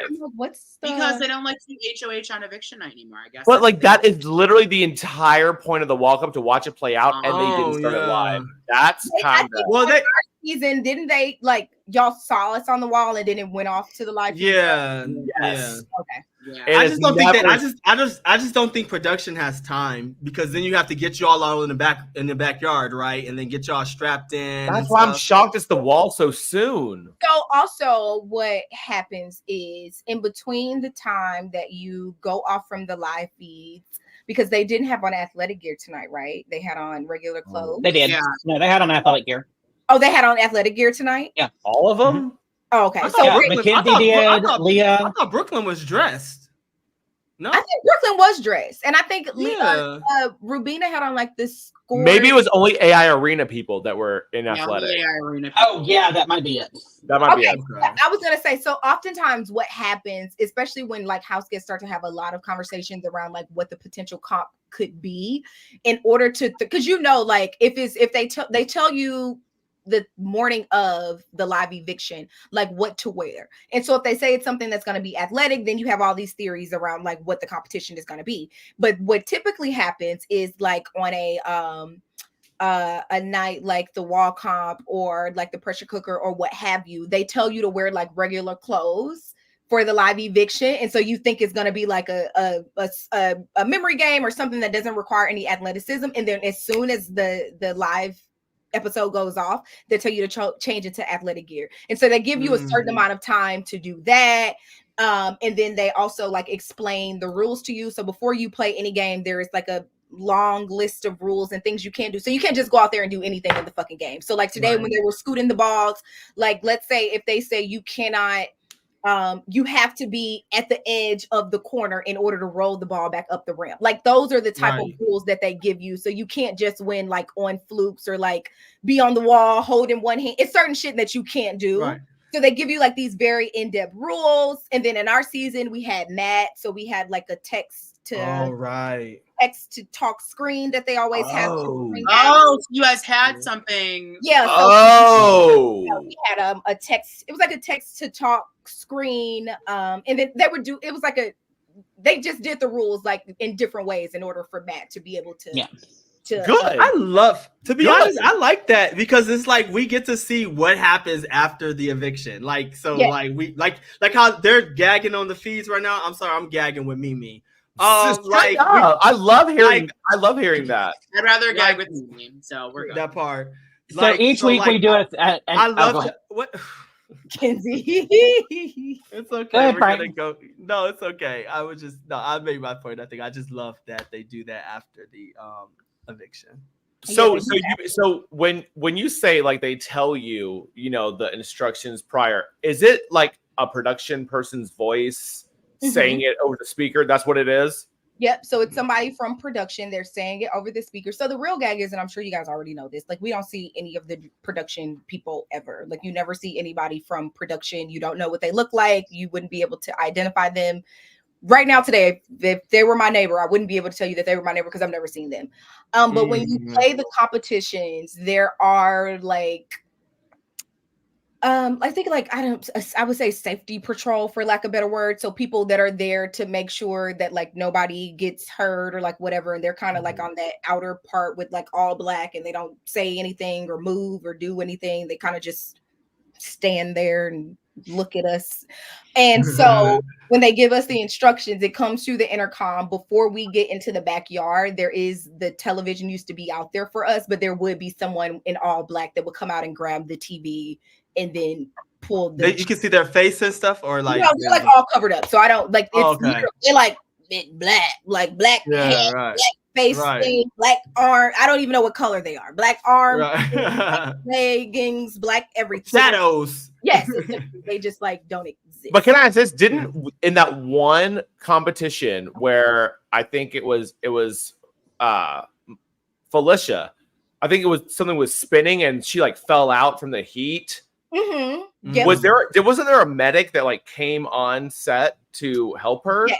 So they are not they don't stand at the top of the like thing like the people who are watching for safety do. Gotcha. But they are there, and they are also like there in the event that like if that were to just happen in the house, right? So say Mama Fee or anybody passes out in the house, like medical would immediately come out because they're like there on set. The same with production. You probably oftentimes heard us call them like the wall people because they like live and work in the wall, and you could hear them like moving around sometimes, or like a drawer like closing, or that's the light. You can like hear them sometimes. So like people are there, but they are literally they don't insert themselves unless like absolutely necessary. And I saw someone in the comments saying that it was like interesting that they came out to move the TV.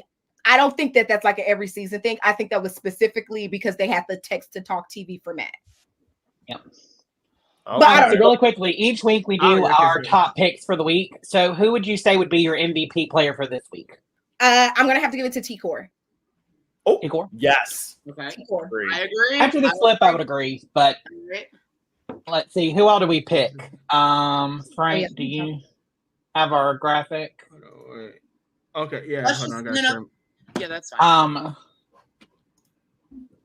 Oh shit! Hold on. I'm so sorry. We can do without the graphic. Let's just go. Yeah, that's fine. Yeah. We could do it. Yeah. What's next?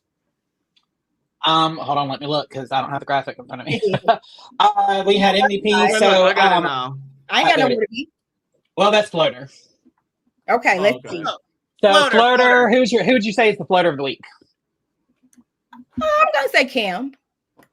Okay. And I say Cam because I feel like Leah made an effort to verbalize that she wanted to be a part of the vote this week. She wanted to understand where the votes were going. And I think that she did a good job by talking to T-Core and Chemo about that. And they consider her as like a pivotal part of the vote being able to flip.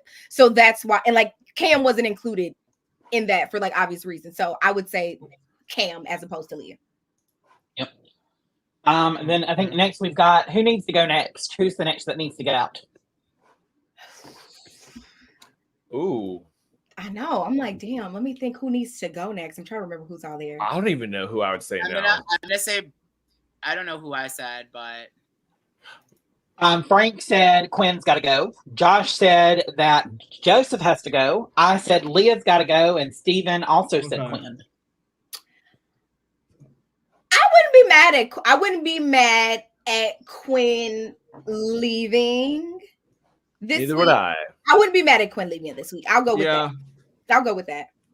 I'm ready. Yep. He screwed up his game. That was like his stupid ass move. Yeah, like, I wouldn't be mad. He got his own alliance member out. Come on. Yeah, I wouldn't be mad at that. I wouldn't be mad at Quinn. And I want to say, in defense for Frank, when he picked Chemo, this was before the episode, so we picked before episode. Yeah, because he was floating, obviously, until he made that vote. Come on, exactly. He made his choice. Yeah, he ain't floating no more. No, tonight's vote Um, and eviction changed my opinions drastically. Yeah, these picks would not be my picks right now. I would not say. For MVP, we all picked Tucker, and then except for Steven, and Steven picked Angela as the MVP for the week. Angela is the MVP because she, in her HOH room, crawled down on the floor, listening She did. through the door to see what the fuck's going on. She It's did. like it's giving Felicia. Go out there and see what the fuck they're talking about. It's very much given that. But you know what I also like? I also like that Angela, like, not only did she go and listen, but she was also like, I want to be a part of this. Like, She And she I'll be meant at it. the bottom. that is the way to do it. Like closed mouths don't get fed. Go, you better Mhm. eat it up, Auntie. Go ahead. She's You're learned like- more than Leanne Mackenzie. Exactly. So much more. Like No, who Leah's cares? getting Like, a fun at it though. Leah's getting. I think Leah's stupid. but listen, Angela, it doesn't matter. She could do this. She could do that. It doesn't matter. She is like. When have we seen someone just go? She's making herself unassuming, and she's lowering herself, and saying, I'm at the bottom, even though I'm in the HOH room. I gotta go out here and talk to y'all, but she's gonna get carried all the way to the end. She's gonna make a deep run the same way that Mama Fee did. If you sit next to Angela on the block, you are going home. And I think that everybody, like, you should just anticipate that. So you should not want to be sitting next to her on the block, point blank, period. Angela is about to live Brooklyn's dream of being the first married mother to win Big Brother. I'm with it. I'm with First it. married mother. She's going to be the first married mother, and it's not going to be Brooklyn. And Josh, the reason we're saying about Leah is she sat there yesterday with, was it Rubina, and basically said, do you really think there's alliances in the house right now? I saw that. I mean, girl, this is week 4. Mackenzie, I see. Yeah, I agree with that. I didn't know that, to be honest. Now I'm kind of like gagging, like, whoa. Yeah, girl. like, start playing the game. And then our final graph we do is predicted winner. So Frank, you said Frank and Josh both think T-Core. I said Joseph just because, with him making this move, I think it was a great thing. And no one's really talking about getting him out. He's not pissed anybody off. Well, he might have pissed off people tonight. Would you still pick yours though? I don't know if Brooklyn is the number one. I'm not sure that I would now. Being on the wrong side of the vote. Somebody call people out. You haven't been watching the feeds, huh? Oh, because at least I've seen some of the feeds to know that Brooklyn, baby, you in danger, girl. She may have gotten it on the feeds. You in danger? Like, yeah, I could tell 2 days ago. I said, "Oh, Brooklyn's in trouble." She's been clocked, yes. So she's in trouble. But she of all, I swear, I will say this about Brooklyn. Out of anyone, I feel like she can talk her way out of a situation well. Nope. You know why? Because Angela is there, and Angela clocked her whole demeanor. Oh, now Angela is going to expose, like, Brooklyn is a fraud, blah blah blah, and people are gonna see it. Brooklyn, you in danger, girl. I forgot about Big Ange. Big Ange. We might be interviewing Brooklyn pretty soon. No shade. Well, on top of that, Brooklyn is sitting there and she's pissed off because Cedric just went out the house. I think she's about to show her ass.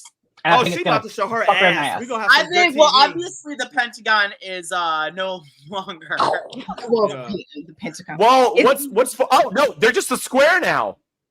Oh, 4 sides. They're just a square. For the Washington Monument. Now the FBI doesn't have to keep looking into all of these, tweets and things talking about blowing up the Pentagon. Pentagon and hashtag BB26. What the hell are they talking about? Is that some type of game? What for? You try to infiltrate the Pentagon? That was the wildest short storyline I've ever seen. Did they know about? We did have a rude ass comment too. Did they know about Kamala? Have they been in? Were they in sequester before everything happened? Yes, they were in sequester before. Biden they don't even. So they're gonna exit the house thinking like Biden is. Yes. Oh, wait, Josh, have you not watched the exit interviews? No. know. Julie, Julie, Mimi, my bad. We got into Couch No, Potato get into Queens it. after the- I told Listen, Josh, have you not watched Julie's extended interviews? She literally says something to each one of them, talking about like current day events. She tells Lisa that Kamala Harris is the new like Democratic running mate, and Lisa's Nominee. like, yes, women. All right, guys, Yes. I got an announcement. Josh needs to go, so we're gonna say goodbye to Josh. Mimi, Thank love you you. for- I adore you. Hit me up, Yes. Mendels8 Thank on you. Instagram. Mwah, I sure will. Love you. All right. Actually, Yes. yeah, Stephen put Sorry, it up Josh. there. Oh, Follow me on okay. Instagram and Twitter at Mendels8, everybody, and follow my weight loss journey. Yay! Yeah. Love you all. Mimi, I love you. Adore you. So, Mimi, quick question for you. Yes. Give some advice to both the Democratic nominee and the Republican nominee. What does the Democratic nominee need to do, and what does the Democratic nominee need to do for president right now? Oh, I love this question. Ooh. Well, let me say this.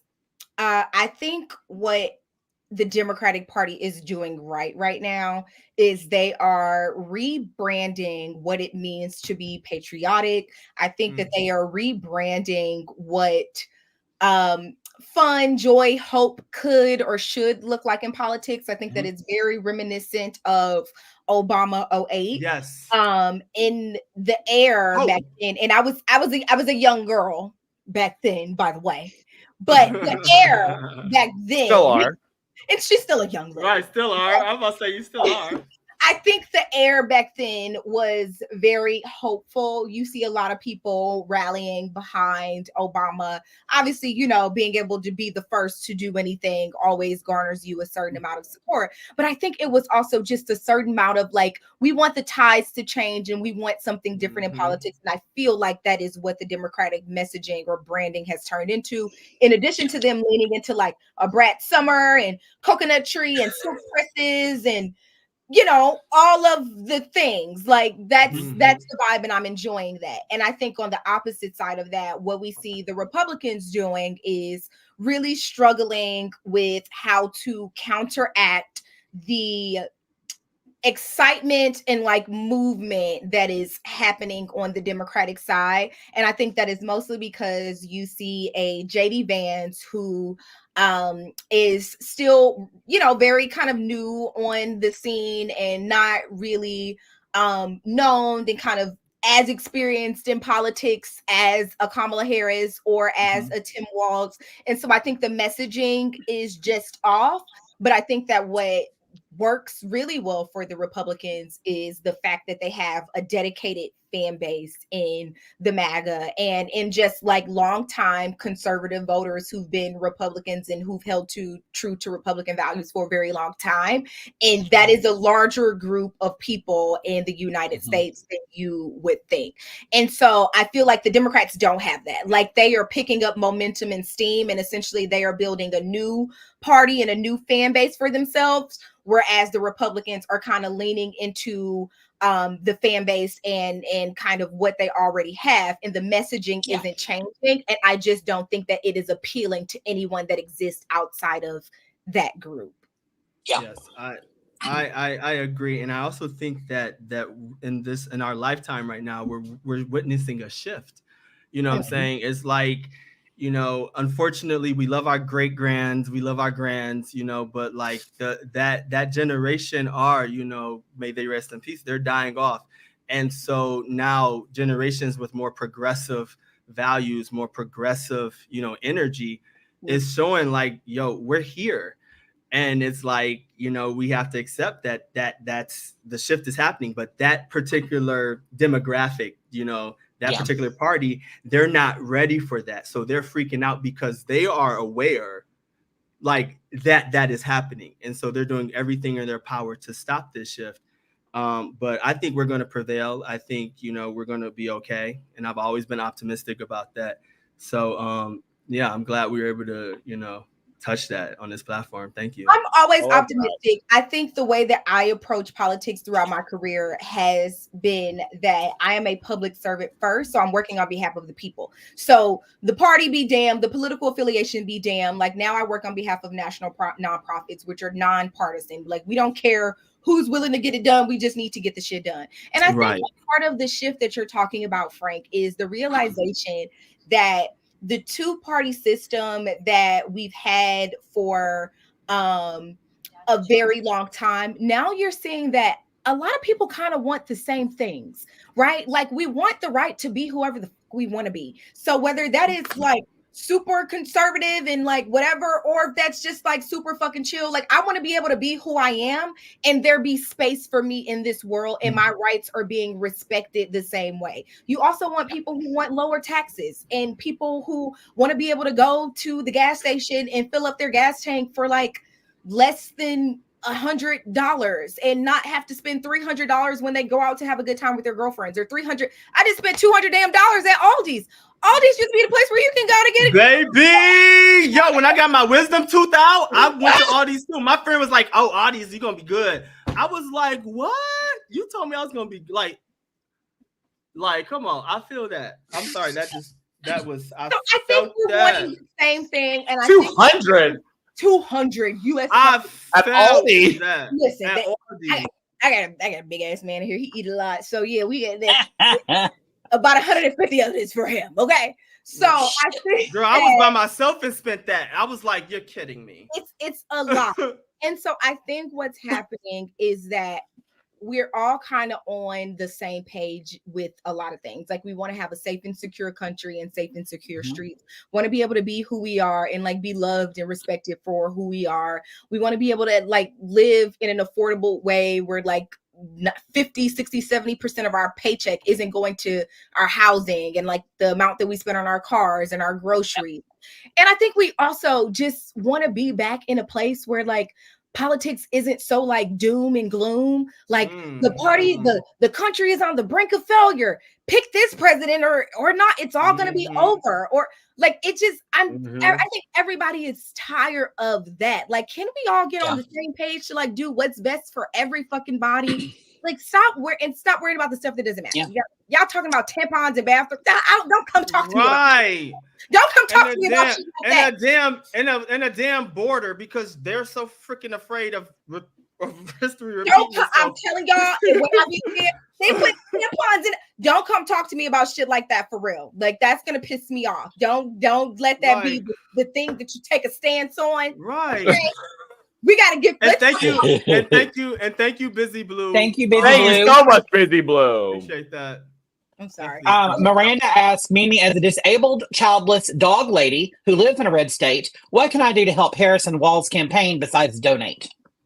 Outside of donation, I think that the best thing that you can do is become a registrar. So become one of the people who is able to help other people get registered to vote so that it gives everybody a chance to actually utilize their civic power, which is being a voter. Like it's think of politics the same way that you think of Big Brother. Like if you are not in a position of power, the only time that you come into power after the HOH wins is with the vote that you have, because the HOH can't do anything else. That's how you should be looking at, I wouldn't necessarily say Congress, but that's how you should be looking at the presidency. Like once these people get into power or get into the position where they become the nominee, it's only two candidates. Like they're not going to change. It's this one or that one. Like you don't get another option. So do the best that you can do to just like learn about these candidates and like nobody is going to be perfect. Like no, and I'm not here to advocate on who anybody should vote for. I'm just saying that you should use your power to vote to ensure that you do that no matter who you vote for. That's your business. Yes. Just like your paycheck. You do what you want to do. And then I would say too that do it. No, I was gonna say like also just like educate, yourself, and like understand, the DNC, the RNC, they fund and pick who they want the president. Like Trump just said, or his daughter-in-law is the president of the RNC, who actually picks the nominee. So now we are stuck with two different nominees versus like just having a free fall. But like it's all strategic, and it's just like just sometimes just like educate other people. I didn't mean like educate yourself, but educate other people to like know like there's deeper meanings and deeper processes that go on that not everybody is aware of. And you have to start it strategically. Yeah. And you have to start. You can't wait until it's the year of primary, the presidential election. These people are running 2 years sometimes before the election in the primaries. Listen to those candidates then and show your support to those candidates at that time, because that's how you're going to sometimes see change. Because a lot of times people don't get involved until there is just 2 nominees. You know. And you know what else I'll say is that I think that what I would like to see and what I'm more interested in seeing, I think especially in the way that we've seen Kamala and her team really rebrand. The brand that Kamala has now as the presidential nominee is not the brand that she has as vice president. It's not the brand she had as a U.S. senator, and it's definitely not the brand that she had as attorney general. And so I think this is a testament to everybody. Never be afraid to rebrand yourself. I'm even looking at myself when I say that. Like, never be afraid to rebrand yourself, because bitch, you gonna live. I done lived 10 different lifetimes before. Y'all, I done worked at Hooters. Bitch, I done did all 10 different lifetimes before like y'all met me on Big Brother. So never be afraid to brand yourself. But also I think that politicians really need to take a look at what Kamala Harris is doing and figure out how to get the work that they're doing and get their messaging, etc., out there in a way that's like easy for people to understand and digestible. I worked on Capitol Hill for 5.5 years. Before working on Capitol Hill, y'all, I couldn't tell you if my mom was a Democrat or a Republican, because politics was just not something that was discussed in my house. And so it was a lot of learning that I had to do to really understand the system on a way that wasn't just like surface level, judicial branch, Congress, right. Like, how do I understand how the shit like works on like a deeper systematic level now? And I don't think that everybody is going to be to that level of education. So I think now it's on the politicians to make sure that you're utilizing these platforms, TikTok, Instagram, etc. Like, you're using them in a way to where you can get your messaging and your work across to where people don't gotta go and look through MSNBC and Fox News and all this super stuffy shit just to see what bills you've supported or what you've done. Like, they should be able to go to like the same way they go look up their favorite influencers, their favorite TV show. They should be able to look on your shit and like get a good understanding of who you are as a representative, what you're about, and utilize that platform to communicate and engage with you, and like as a determining factor in who they support in whatever election. So like, it is on the people to be smarter, but like politics got to come into the new age. It's the same with like all the rest of the iPhones and like whatever they had to catch. It's a shift. It's a shift. We are in the midst of a shift. And in MacBooks, and like everybody had to catch up. And so I think politicians are in an age now where like y'all got to catch up with Aquarius. Hello, the age of Aquarius. We're in the age of being demure. Get into it. If you're not a the truth will come to light, honey. Wait, Mimi, what's your sign? I'm a Cancer. What's your birthday? I'm a Cancer. 30th. Would you say when? June 30th. June 16th. You're a Gemini, my BFF. Oh, I'm a double Gemini, baby. Oh, Lord. July 12th. Oh, you're a Cancer. Hey. Come on. I'm Cancers. Kitty Cancer. Lisa says she's a Cancer. Come on, Lisa. Okay. Get into it. Y'all, I get along with this. My husband's a Cancer. Our birthdays are 8 days apart. Oh, I think I heard. Why is this not the first time I'm hearing that? That's got to be an emotional household. 8 days apart. Oh my goodness. Believe it or not, we're actually not. We're like, y'all, I promise y'all, we talk a lot of shit in my husband know I'm crazy as hell. Like, we talk a lot of shit. I talk all a lot Cancers of are. And we be having a good time up in here. That's a great marriage. If y'all can talk shit together, here. We be having a good time. That's a great relationship. You know it's good when you can just give a look. Talk your shit. Oh no, that's my husband. He always gives me looks.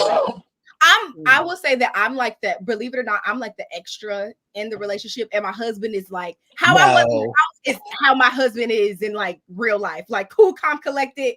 He just like, oh yeah, he was chill. he was very virgin. low.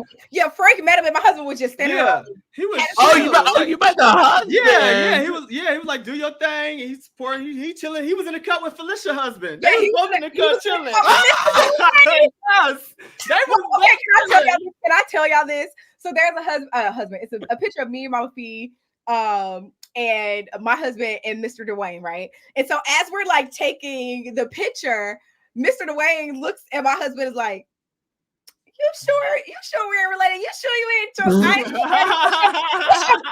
like, what's your mama name? Y'all, why the fuck is my mother-in-law's name? Felicia! What? Oh shit. Oh damn. Oh shit. So basically, you're saying you're related to Denzel Washington. My mother-in-law's name is Felicia. Wow. And I never said, like, when I was in the house, like, I never said that because, like, also I didn't get her to like sign. In order to talk about certain people in your life, you have to have them like sign things. So when you hear people talk about your grandmother, this or that, like these people sign things in order for you to be able to talk about them. If you talk about somebody who doesn't have something that's signed, they don't show it on the feeds unless they're like sure, and or that's why you see a lot of stuff get cut off if they're talking about somebody they don't know. And then Chelsea was talking about somebody, one of her friends. So you mean to tell me that Niecy Nash signed something for Chelsea to be able to talk about her aunt? She may have. Like you have to. So like my grandma had to sign, my dad, my mom, my husband, my mother didn't sign, so I didn't talk about her on the show. But like, so even if you just like talk about a random time with your friends, you can't. As long as you don't say a name. I think oftentimes, as long as you don't say like specifically, or as long as it's not like my friend Tiara, who I went to like identifying information, right? So if you're like, oh, my childhood friend Ashley, who I was friends with in the third grade, like nobody's gonna go look for her. But if you're like my college friend Miranda and I went skinny dipping, like, you know, it's so yes, they're like parameters around it. But essentially speaking, so interesting. To talk about somebody, you have to get them to sign like a release form. And then your immediate family has to sign. Well, because they don't want to be sued, because it could be information that, you know, somebody else doesn't want out there, and you talked about it on a live TV show, then, you know. Sometimes they'll call you into the DR and say, like, hey, like, they'll remind you, like, hey, this person defamation of character. Too. Yeah, this person isn't cleared, so, like, just kind of be mindful about it. So they take that shit. They don't play around. Like, they don't play. Okay. Yeah, so they get serious with the NDA. So that's why Lamar Odom couldn't talk about the Kardashians. Oh, probably. On Celebrity Big Brother. That makes well, and also because he probably had signed an NDA when he was dating the Kardashians. So, I mean, you know. Oh, well, I mean, yeah, they got their own type of NDA, I'm sure. Oh, yeah. For sure. But yeah, they make everybody sign. So imagine my grandma being like, what the heck, girl? Like, okay, I'll sign this, but I don't believe it. My grandma like, sign what? I'm like, I'd rather you not talk about me. How about now? She sounded like, what did I win? Exactly. No, when I got to get my husband to sign that NDA, he was like, so I hope your ass going on this show since they making me sign legal and this is before you're not even fully casted at this point. So it's like, just wait for Housewives. Just wait for Housewives. Mimi, I'm gonna be seeing you on an episode of Watch What Happens Live like sooner than we know. I mean, I'm not even saying you're trying for it, but would you be? I don't know what the parameters are for this, but like, would you be open to like a Bravo type of show? Because I feel like you are just perfect for one. Let's be real. Or the Traitors. I wouldn't be opposed to it. Like, I wouldn't be opposed. That would be. Oh my god! Like, it would be fun. I think it would be fun because you get to. It's TV and it's in a different way. Like, I think when you're playing a competitive game and it's so much money on the line, you got to sacrifice so much. You got to be away and locked away and quit your job and do. So it like puts you in a different mindset. Like, you're always like on, right? Like, I'm sure you was on. The headaches that you like. Did you have the headaches and like that pressure and just like? I used to have clenched jaw. Like, I literally used to sleep like this, y'all. I can only imagine. Stop it right now. Oh my god, I can only imagine. Like, I swear to God, every day. Like, that's how you sleep. It is so stressful. You have so much tension. No, oh my god, I'm sure. I am sure. So I No, would but you too. like you so much personality, and it's just like I get and I understand. You know, I can't speak for everybody, but I, as Frank, understand why people are like, oh, you know, where was this Meme, you know, during Big Brother? Because you have to be on, you have to walk on eggshells, you have to, you know, you're a Black woman, you have to, you know, talk a certain way, you have to act a certain way, you have to look at optics and perception. So I get it, and I feel it because I'm a Black man. So like seeing you now and like seeing you in person, how lovely you are. It's just like you are really meant for like a Real Housewife to show your personality. Like, and Big Brother was, in my opinion, it didn't give your personality the justice that it deserves. So I do hope. Do you watch Bravo? Of course I watch. I've been watching Real Housewives of Atlanta, Real Housewives everything, and Real that's Housewives of Atlanta. You said that on the feeds like forever. Yeah. And no, on the feeds you were talking about, you don't mind, and you even said it, like you don't mind being on Housewives. Like, yes, I've been watching, y'all. I used to watch Bad Girls Club. I watch every damn thing, y'all. Okay. You do Zeus? I dabble in a little bit of baddies every day. A little bit. I dabble. Even if my name was Natalie, check me. I dabble. Okay. But listen, hey, Traitors has been picked up for seasons 4 and 5 at this point. So Mama Feet go and eat Traitors up. Mama Feet. She would clear them out. Please. Clear them out. That would be Traitors ASAP. I need to see, and y'all know who else I want to see. I want to see Hisam. Bring back Hisam. Justice for Hisam. I'm going to forever say this. Bring back He Hisam. is a lovely man.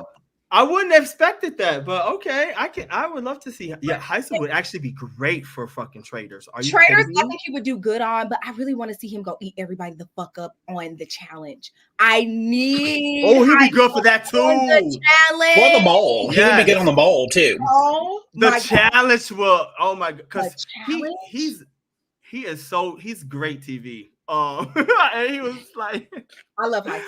Honestly, my top four for TV for last season, it would easily be Hisam, Izzy, Felicia, Meme. Like, I mean, y'all four ate it up. Like, y'all are meant for TV. Like, you would be the perfect like fresh meat for a like Bravo like Housewives season. Like, you'd be the perfect, just great new addition. I mean, hello, Andy. Are you listening? Are you listening, Andy? Newlywed. She's very demure. She's very.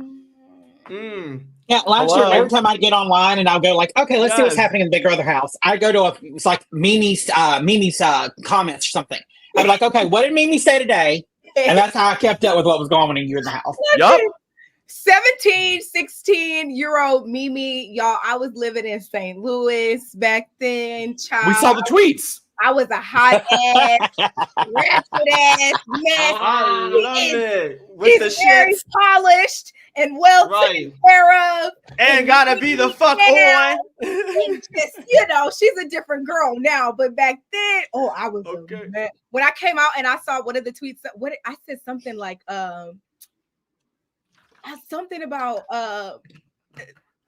he said he liked pussy, but is he gonna eat it when it's stinky or something? Okay. I mean, we just entered into Catch Trader Queens After Dark. Right. Oh, baby, I've been here. Baby. Listen, but every single one of your tweets seemed to just. I'm with the shits. It was like we would get it to the date, and all of a sudden, you would just have something that on this date, this many years ago, it worked. It worked. So, Mimi, how do you feel about Tiffany and Tiffany, BB23 Tiffany? Oh, I who the hell? And then like Big D, just people that we've met, and like Taylor and all the like. How do you feel about them? I love so the alum that I've been able to meet. Let me tell you some of my favorite alum that I've been able to meet so far. Tiffany, I got a group chat with me, Tiffany, and Big D, and it is hilarious. I love that. I'm sure. So I have a group chat with them that I love. Azza and Hannah and Amira all live here in DC. I was literally just at lunch with them last week. So like All of them? they were at my birthday this summer. I went to a karaoke room, whatever they were. So I hang out with them all the time because they live here in DC. I've met Danielle Reyes, who I love, and I met her finale weekend. And she walked up to me and introduced herself to me, and I was like, Mrs. Reyes, please don't. Right, the queen. Let me literally the queen. What do you? Yeah. Hello. Oh, I love that. So yeah. I met Danielle. Joseph, he's like just so kind and so sweet and just like everything that you would think that Joseph would be, I think is like how he actually is. I love X. I've been able to meet X. X and my husband actually like talked a lot throughout the weekend of the BB26 premiere. So like that was fun and that was cool. Josh Martinez, I couldn't wait to talk shit about him because he was the character on the wall the week that we did when we did the wall. He was like the character. So I was like, the meatballs. Yeah, I was like, "What's up, meatball?" When I met him the first time. So just like having these like cute and fun moments with like alum that you watched on the show and that like you've enjoyed, and just like having these moments that you like experience as a fan and being able to like geek out a little bit when you see them in real life was fun. I met Monica from BB2, which is like badass. Oh my god! Oh my god! I met so many people, y'all. Like I literally like I met so many people. Yeah. Oh my god, that's just like. That's so oh my god, you like. I felt the fan, and you like that felt. Yes. I know. I felt that. It's so cool. It's so cool. Yeah. And not not to read it. Like I met all of y'all like literally last week. I felt the same way. Like every time I like meet y'all, I'm like, oh my god, like I look up to like this royalty. Like it's just it's beautiful. That's and what everybody's I love so sweet. What Ozzy does with House Chops, like one, it's such a well executed event.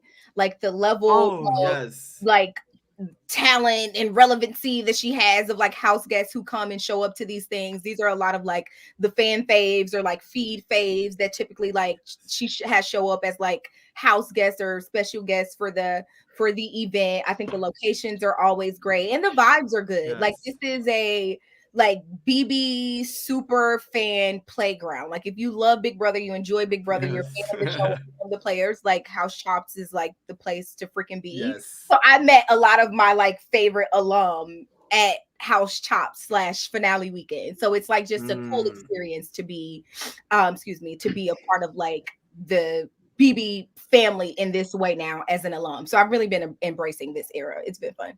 I love that so much. Frank, did you say was it Mimi that you said let you use her ring light to take your photos? Yeah. Yes, you did. Yes. Oh my god. I was grateful. Right now. I was so grateful. I would have been like, and I felt like I was annoying you, but I was turned up. I was mad drunk.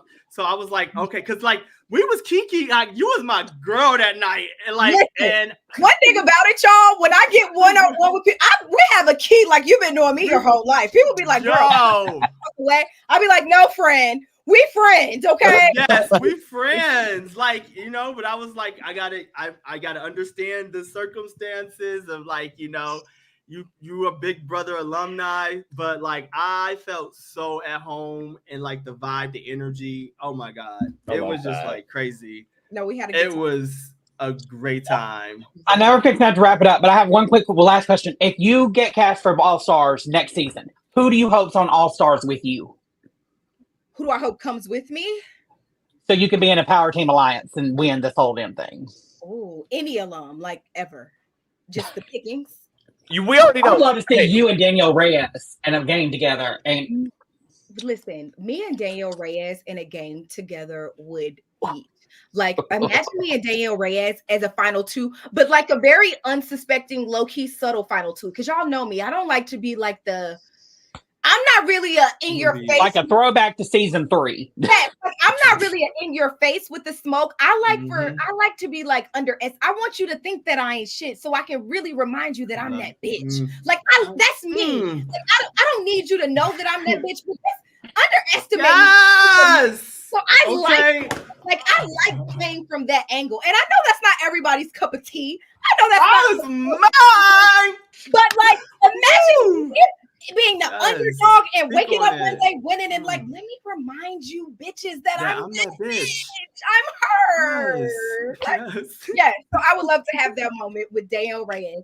Honestly, truthfully, the biggest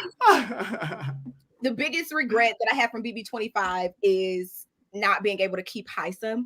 I would absolutely love a redo with Hisam. We worked so well together in BB25. Like Hisam and I also had like a really, really good relationship. And I didn't want to see him go. Like You didn't. I didn't want to see him go. I was mad about it. Like I feel wasn't that. down with it. I didn't think that was a great idea. Not only was he a great shield for our alliance, but he's also a huge fucking target for the other side of the house to have to get rid of. Like make them put in some work.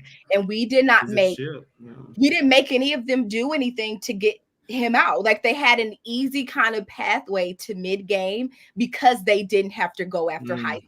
And that is hands down the biggest mistake that the Professor's Alliance, and then following that up with Red and blindsiding Bowie Jane and Cam. Like it was just kind of like a back-to-back like dagger. It was like a dagger in the chest, and then like the Red was like the dagger in the head that was just like, okay, it ain't really no coming back from this.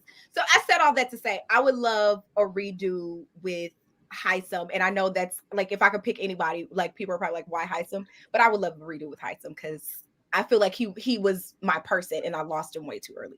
Oh, I hate hearing that. Yeah. I love it, but I hate hearing that. Yeah. Well, all right. So oh wow. I got my edges split and changed. Well, how you doing, Mimi? Or how you doing, Mackenzie? I'm good. Listen, this has been such a I know Steven had to go. I'm having a blast. I'm chilling. I know. I'm like, I don't want to leave this. I got caught in the sauce because I forgot the chats was coming. People like, do you want to see Frank? Oh, hi, say hi, Mama. Oh my God. Here's my Boogie Bear. Say hi, Mama. My goddaughter. Hi, my baby girl. Lisa D said BB second chances need to be a thing. 2 to 3 pre-jury people from the past bunch of seasons. Yes. I would love that. So if BB second chances was a thing, if y'all had to do pre-jury, let's just say between BB23 through BB25, who would y'all choose from pre-jury from those 3 seasons? BB23 through BB25. If those were like the options. Pre-jury from those seasons. Well, 24 had a tragic pre-jury. Oh God! If we had to, just those 3 seasons. If you had to pick, like, let's just say 2 or 3 players. One, I don't know. Let's do 1 player from each 3 seasons. BB23, BB24, BB25. You had to pick 3 people. Who would you choose? 1 from each season. Frenchie.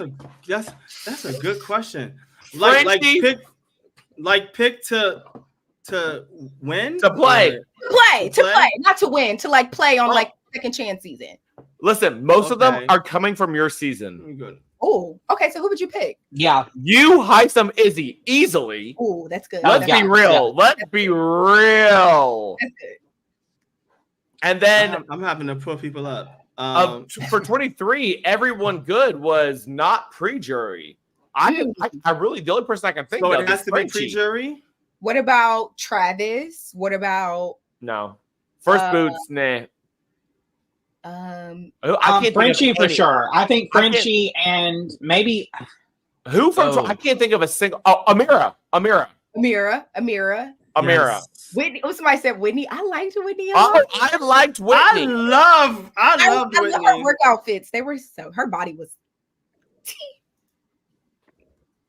I know, and then one little thing from BB24. Claire. Who's pre-jury on BB24? Listen, the only ones that I remember that I didn't dislike was Amira. Because we had Daniel, we had Nicole. So neither of them. Pooch. BB24 did not have the pre-jury. BB25 actually pre-jury on BB25 was lit. It was crazy. Like it was It was a lit pre-jury. That's why not Daniel. That's why it's not our favorite. Like Daniel. You're talking about 24 or 25, right? Yeah, I'm talking 24. about our season. Yeah, 25. Yeah, 25. Yeah, no. That's why that's one of our worst seasons, to be honest. Is because it's if the pre-jury is better than post-jury, then it's not labeled as a good season. Yeah. Ish. And that's why this season's gonna be great because like the pre-jury is kind of fun. I'm okay. It's kind of fun. Paloma. But also, you know what? Oh yeah. Yeah, 24 is going down as the worst pre-jury ever. Or the best, because they were pre-jury. I don't know. I think I would be here for a second chance to say, but y'all know what? Let me say this because I keep saying like this is the last thing I'm gonna say, and then I keep saying shit after I say that thing. You are fine. Let me say this. I think that I envision a world, and I kind of feel like maybe this is a direction. I don't know. I don't have any insider information on this particular topic, but I like the recap video. The recap episode, I would say, that happened a day or two ago. I think that it is a very interesting direction for Big Brother to take. Big Brother After Dark was like a staple back when it was on. People enjoyed it. And I think now we're in the era where reality TV is starting to exist outside of the confines of the screen. You see like Netflix having like their big conference where like they bring all of their fans and like some of their fave reality stars from their reality shows into one place and allowing the fans to interact with them that way. The Challenge 40 just had like an in-person thing or something the other day. They didn't get paid for it. They didn't get paid for it. Right. But also I'm just mean in terms of like bringing the fandom in, like it's about the fandom interactions with the fandom and existing outside of the show. And you see a lot of that with Love Island, and then you have like the Love Island games and bringing some of the international stars to the US and vice versa. So I feel like reality TV is certain networks or certain shows are BravoCon, exactly. Certain networks and certain shows are really making their talent into like stars in the way where they're continuing to bring in new talent, but they're also nurturing like the legends of the past and like CP and Bananas, and like these people will always be like a staple in some of these shows, but they're also bringing you new people like Kylan and Nerese and Horatio and all of these new you watch who are I watch. I watch. 10 minutes of today's episode of the challenge that I gotta finish right now after I get off this call. So I be watching. But like I'm saying all that to say is that I feel like a lot of these shows and networks are being very diligent in the way that they utilize their talent and continue to tap into their fan base outside of the season and just even in person. And I feel like with Big Brother, that is not always the case. Like because it's and also the same for Survivor. Like you get new and fresh talent season after season after season after season, and that's what people look forward to because they want people to look to like root for and characters to get into. But I think now you're in a space where like you have these recap episodes, or maybe you do things in person, or you have like these smaller spinoffs like Reindeer Game. You just have these other ways to continue incorporating the talent that the fans have fell in love with. People still love Danielle Reyes, and she hasn't played since Reindeer Games in a very long time. People still like hate him or love him. People love Evil Dick or hate him or talk about him, or like there are just so many players that still continue to be an important part of the fandom, and we haven't seen their faces in a very long time, and we get new faces, and that's great. But like we need to bring the fandom together in a different way, and I think the recap episode was a great way to test like a bigger spinoff or just like bigger iterations of incorporating your talent. And I feel like Big Brother is missing out on opportunity. Like there are a ton of fans that would pay extra money to get feeds that had 4 different views going on it, or even access to diary rooms that aren't being aired, like more behind the scenes access. Like I would pay money for that, as a fan. And after 26 seasons, like, But it's that fan base. That fan base is nuts. It's nuts. Just imagine like a Big Brother con, like a Big Brother con where you can go. Oh God, yeah. They have panels, and some of the panels are like about the best strategies in Big Brother, and some of the best strategic players are on these panels. Or like you got panels with straight comp beasts, and this, or like just imagine being able to like hear from some of your favorite players and house guests in real time in one congregated space. Like BravoCon does great every year. Right. Yeah. Like exactly. go up for this every single year, and it's RuPaul's DragCon. Yes. DragCon. And yes. And really quickly, I'm a part of the fan base too, but I meant the BB Twitter fan base of certain aspects. I just want to have that disclaimer just in case. I'm a part of the fan base. I love the fan base. The fan base is not crazy. The BB Twitter fan base is crazy. Oh yeah, BB Twitter is y'all nuts. That's so yeah, Mimi, I had to have a disclaimer because they know what I be talking about, but I didn't want you to think, oh, he thinks all BB like fan base is crazy. But yeah. Oh no, some fans are more enthusiastic than others. So yeah, so that's why Mackenzie, you were like, oh, why can't they do that? Why can't they do that? And it's unfortunately because of that. And if that wasn't the case, and that BB Twitter, calm the fuck down. Yeah, it would be so dope. Like, come on. You see what we can have, but y'all keep ruining good things. Right. Y'all pick on it. Right, can't have nothing nice at all. And y'all, I hate to leave the company. I really do. But I got to be up at work at 6 o'clock in the morning. Yes. Yes. So at this point, it's been too good talking to you. Y'all can stay. I know.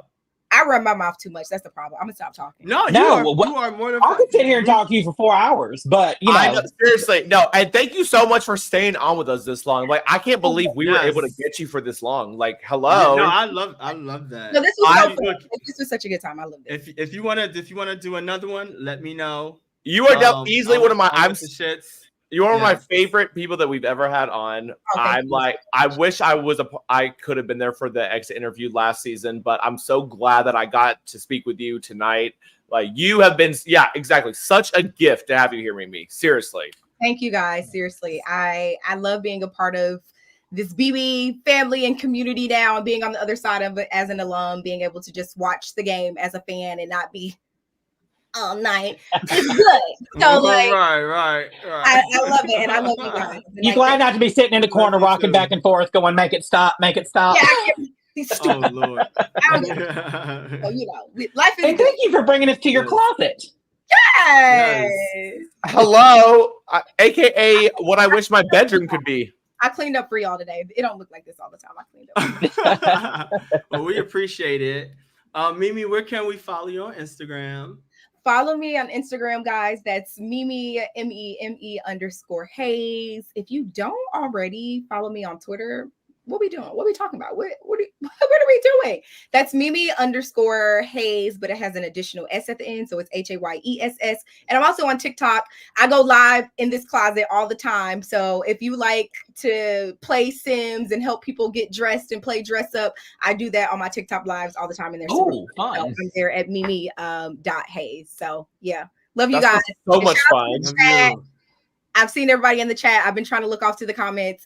Love you guys, adore you guys. Thank you for all your love and support during the season, post BB25. And even if you was talking a little bit of shit, I feel you because I talk shit too. So I'm not even mad. I know the vibes. I'm not mad. And I love it. I love it. Yeah. I know the vibes.